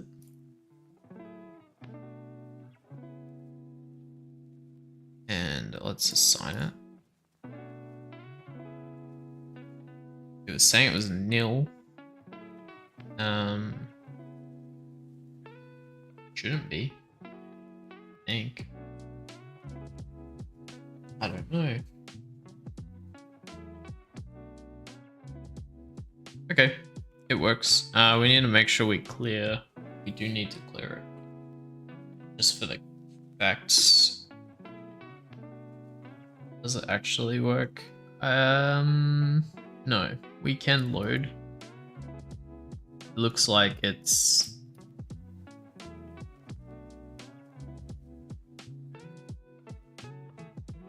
interesting.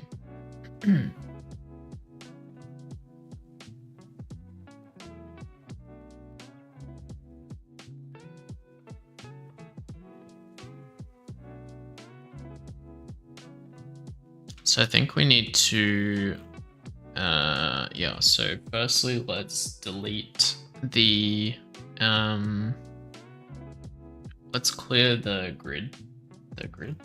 box VBox container. Let's do that first, and then we will work out how to toggle it. So clear scratchies. Sure. we don't know what that is. That's okay. Funcless scratchies. Or can't we just ignore me? You free children. Yeah. Let's do that. Can we do Q free? That's what it's called. Q free dots. Q free children of our scratchy container. Then scratchy container dot add child orderable dot set data. Label dot text is set. Icon dot texture is set. Scratchy dot card name should be set. Should be set. Are we setting the scratchy orderable correctly? Let's look at the scratchy DB. We're setting data and icon UI. Is the init correct? That's what we were looking at before. I don't know if it's the best to have the icons. I mean, it's probably better to load them when you actually need them, right? So it's good to reference this as a string somewhere, but having it outside of the data itself is interesting. Where's my part? But yeah. I guess you gotta think of like, how do you set this? So there's probably going to be a bunch of more persistent data that's going to be in some sort of file or something, and then that's going to be loaded up. I haven't created that yet though, so not the end of the world.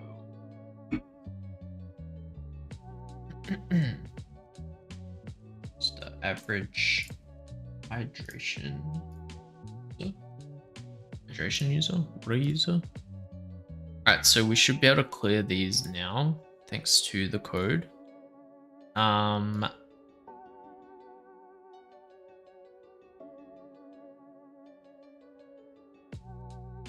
Let's just double check. We'll do a print statement here so we don't have to come back without a little bit more context. So scratchy added to container.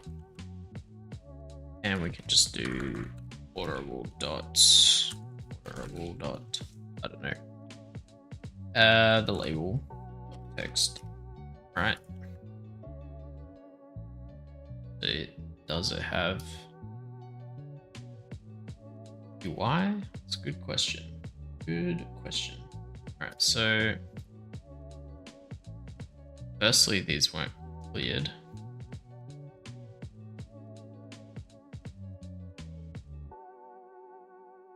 Interesting. Is that because we're not calling setup? That's because we're not calling setup. That's the issue.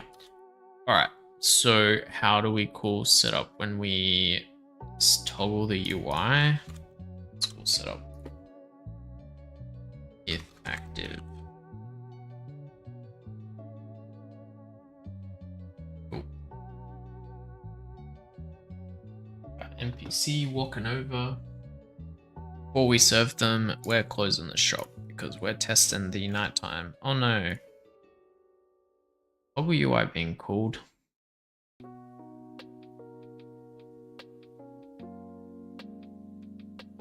Probably not.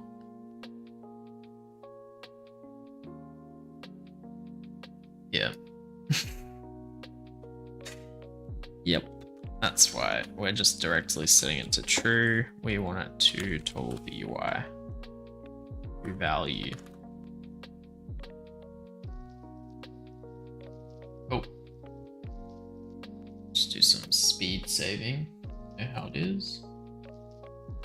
Close up shop. Yahoo! We did it! How good. How good.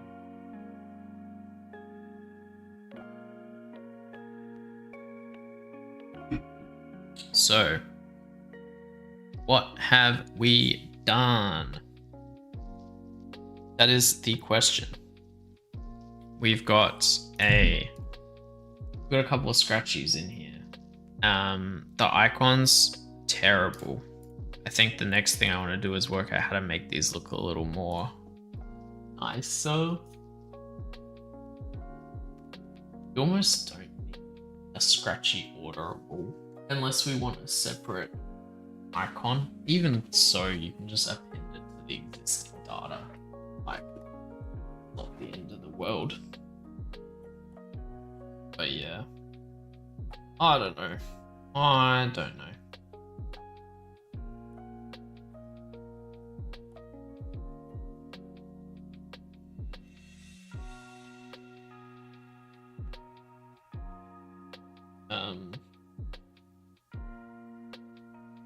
Yeah, so I think we need to be able to click these. We need to know their cost. So there's probably a few things, right? We are trying to make an order of scratchies. Need to know the cost. Need to know the icon. What else do we need to know? The quantity that we want. So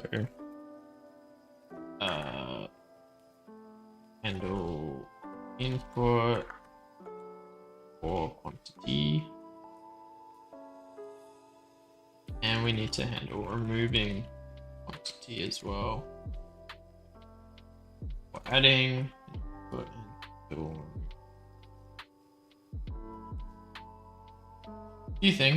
few things. I think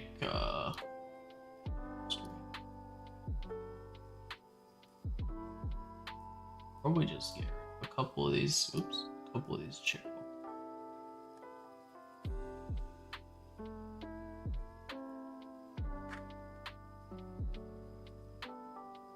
Okay, small again.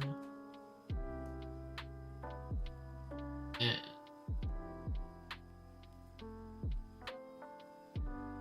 small, we can't even see it.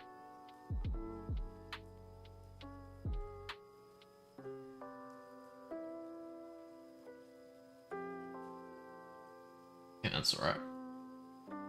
Cool.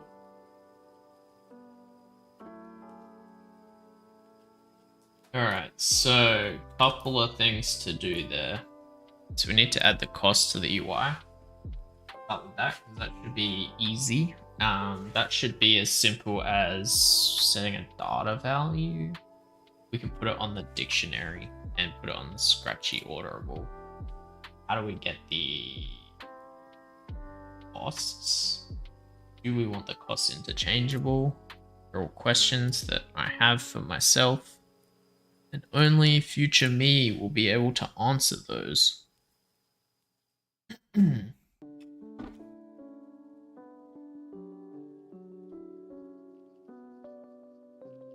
Very, very true. So, yeah. We can either chuck it, directly in the dictionary, or put it in our data section, which means it might be better to put it in the data section because, you know, it's data. It is data. So let's do that. It's on the scratchy card. I guess scratchy card has a cost, so bar cost is integer. So they're all free by default. We have a cost. The icon is separated now. We might integrate that back in, and then we probably need to refactor that code, but that's okay.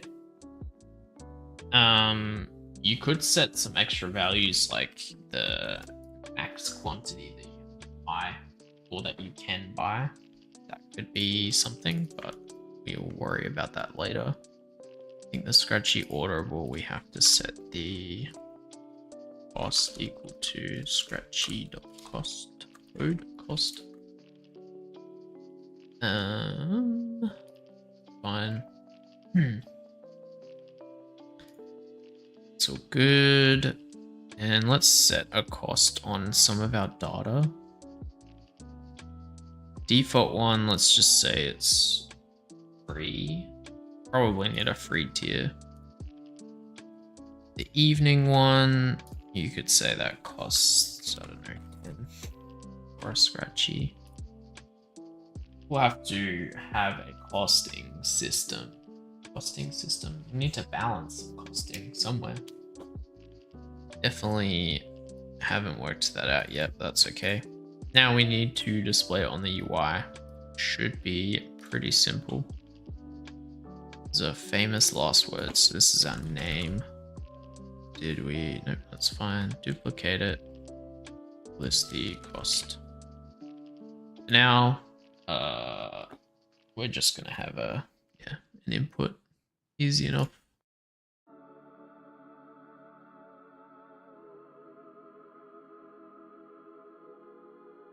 999. Put it to the right. Oops.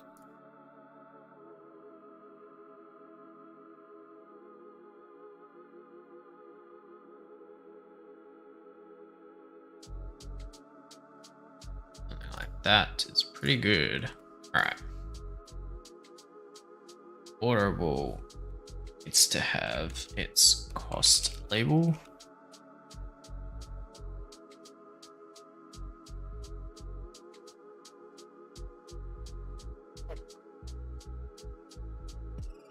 Cost label dot text is going to equal to our scratchy dot cost and cost, and we will make that a string value.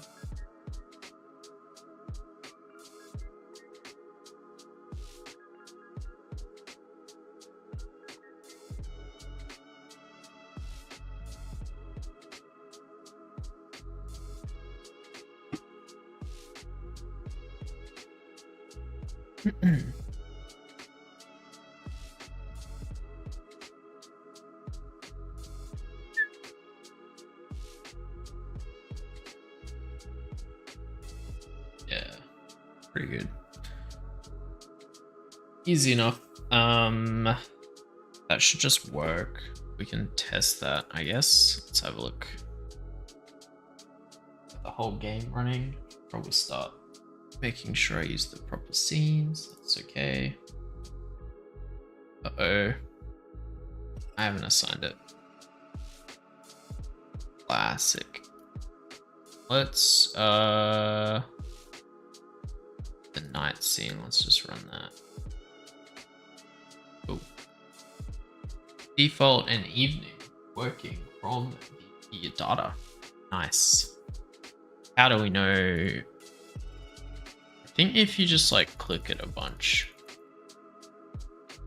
either you have like an add or remove button, like add.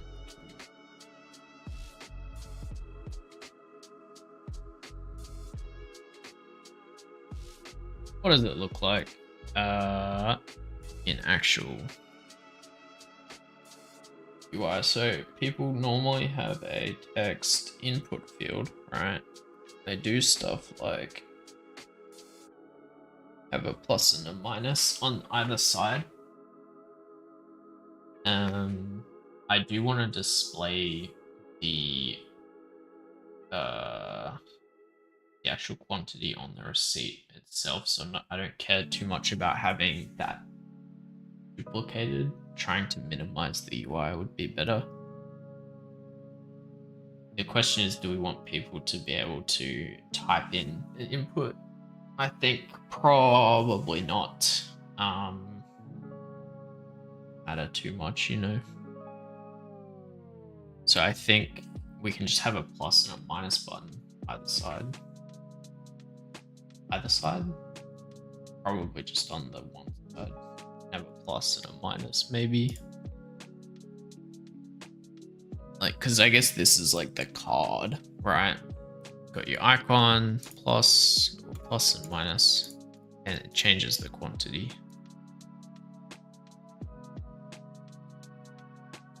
Up to the max. So I think we do need a max quantity that you can order. Probably because someone could theoretically sit there forever and just keep clicking. They could just make a huge order. So limiting that probably via the data would be good. Be good and easy enough.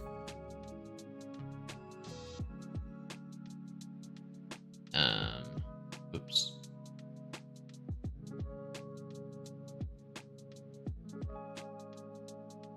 Yes, sir.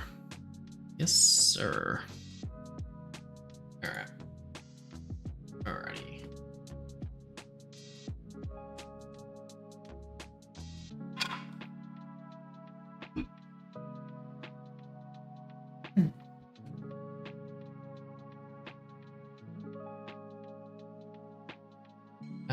So how do we do that? We need to update the scratchy card.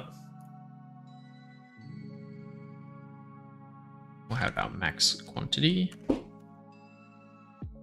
Integer, let's just say you can only purchase up to 10 of everything by default. Then I don't need to go in and change stuff.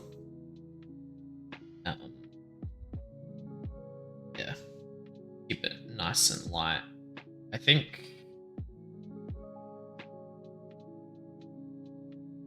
maybe in the future we could make that interchangeable, but it's just pre-optimizing when I don't need to. The only thing we need to do is make sure we're setting the max quantity correctly in our scratchy orderable. Max quantity. Easy enough. That should just work. So we do need to limit it on the UI. We also need to make the ability to add the quantity. So let's do that. On our orderable, we probably need a couple of buttons. We'll just give them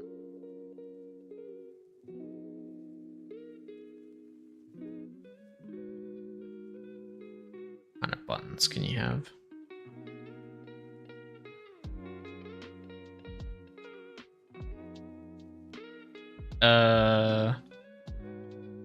Texture button will be good enough.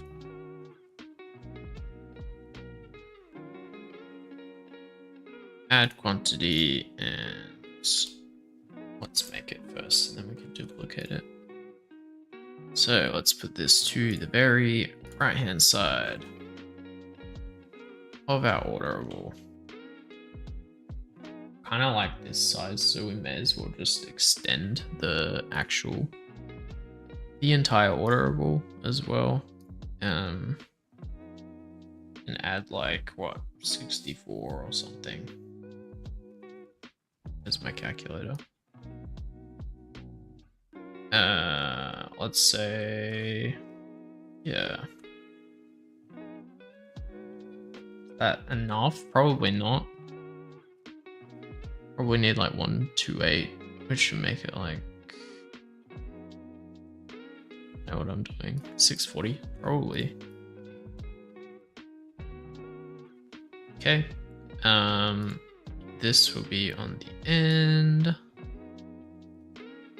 Make it like a, whoop. The texture needs a texture. Let's give it one. Got a button. You need a square button. Probably a good point.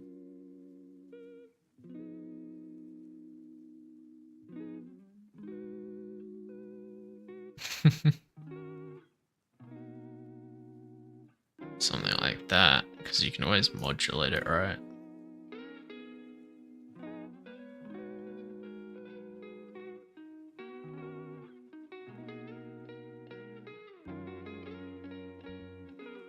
Like that.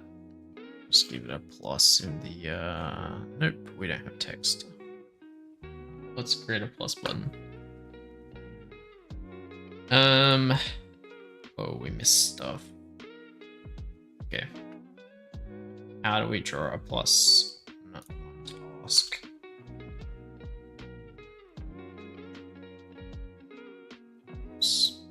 Let's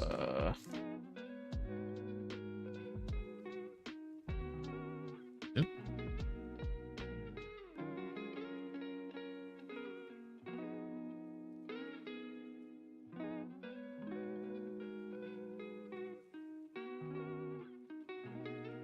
Looks too big. It's also not centered.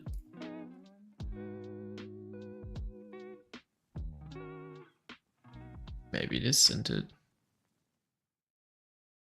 That adds a quantity. Enough. Let's make it a different color.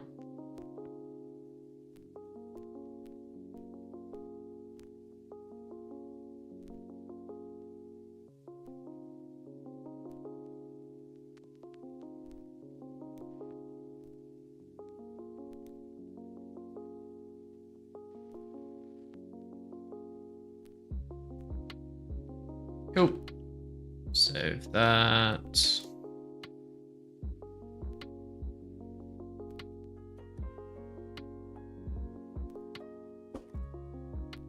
Add button, and then we need a minus, so that'll be even easier.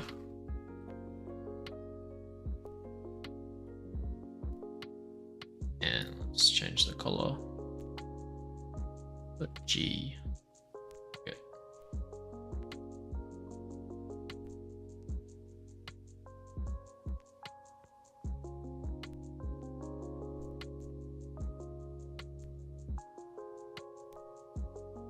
Something like that.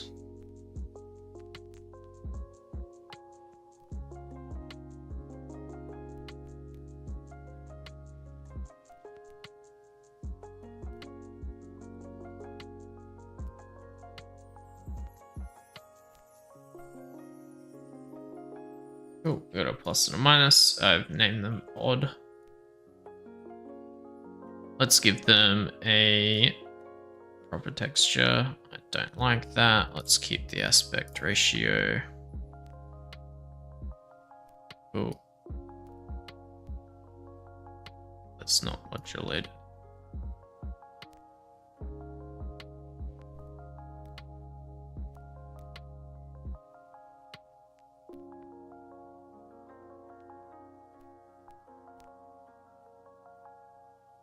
Getting hungry. What time is it? Oh, it's almost 2 o'clock. What the hell? Very cool. Very cool.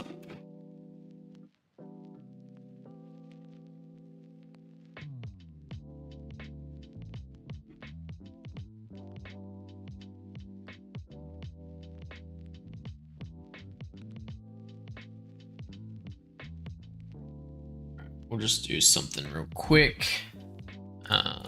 So we've got our button, and we'll just duplicate this, add, take. Good naming. I swear I'm not being funny. Not really.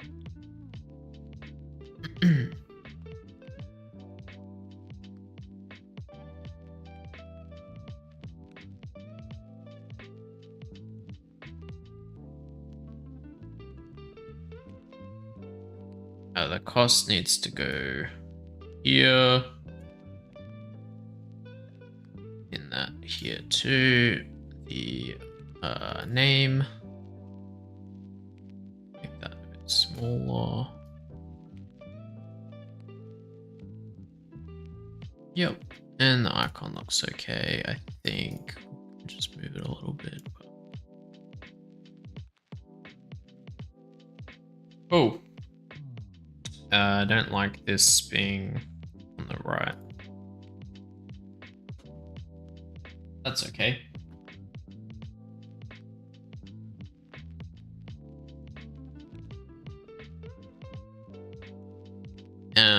What happens when you click the buttons? Good question.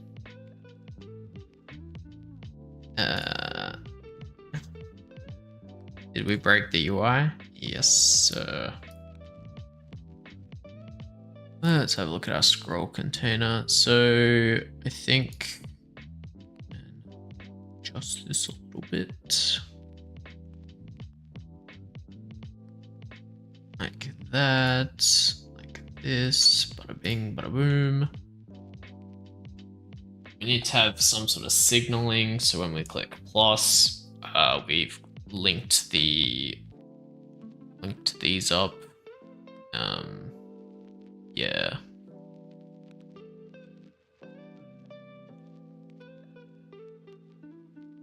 That's okay. It's a work in progress. And this kind of looks like a quantity as well. So we'll have to think of how the UI, how we can make it better. But yeah, eventually we'll get these working and then we will be good to go, I think. Then we can test our currency and we can probably start thinking about making some scratchies, which is good too. Yeah. Humming along a little bit. Don't.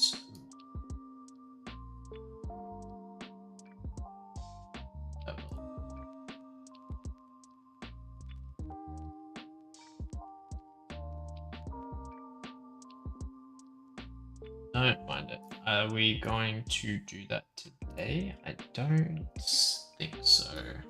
Getting pretty hungry. Not gonna lie. Not gonna.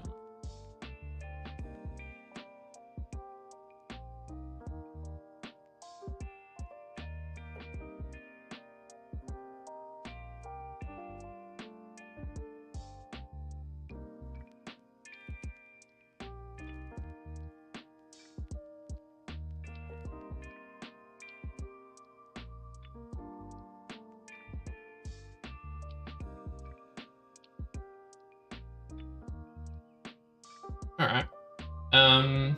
I think, yeah, I think we will head it off. Head it off? End it off here.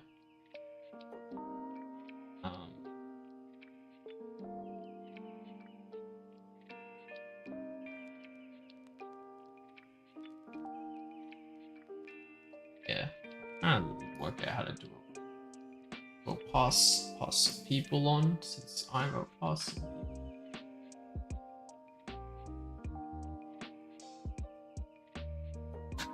That's let's do this. Let's work it out.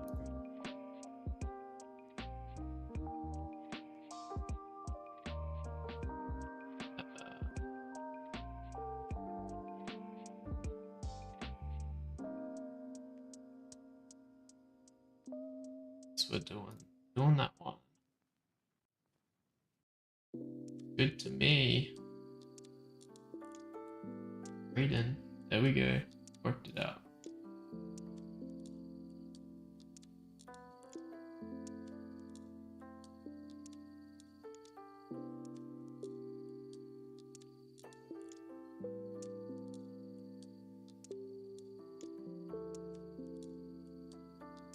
I don't think it worked. I don't know.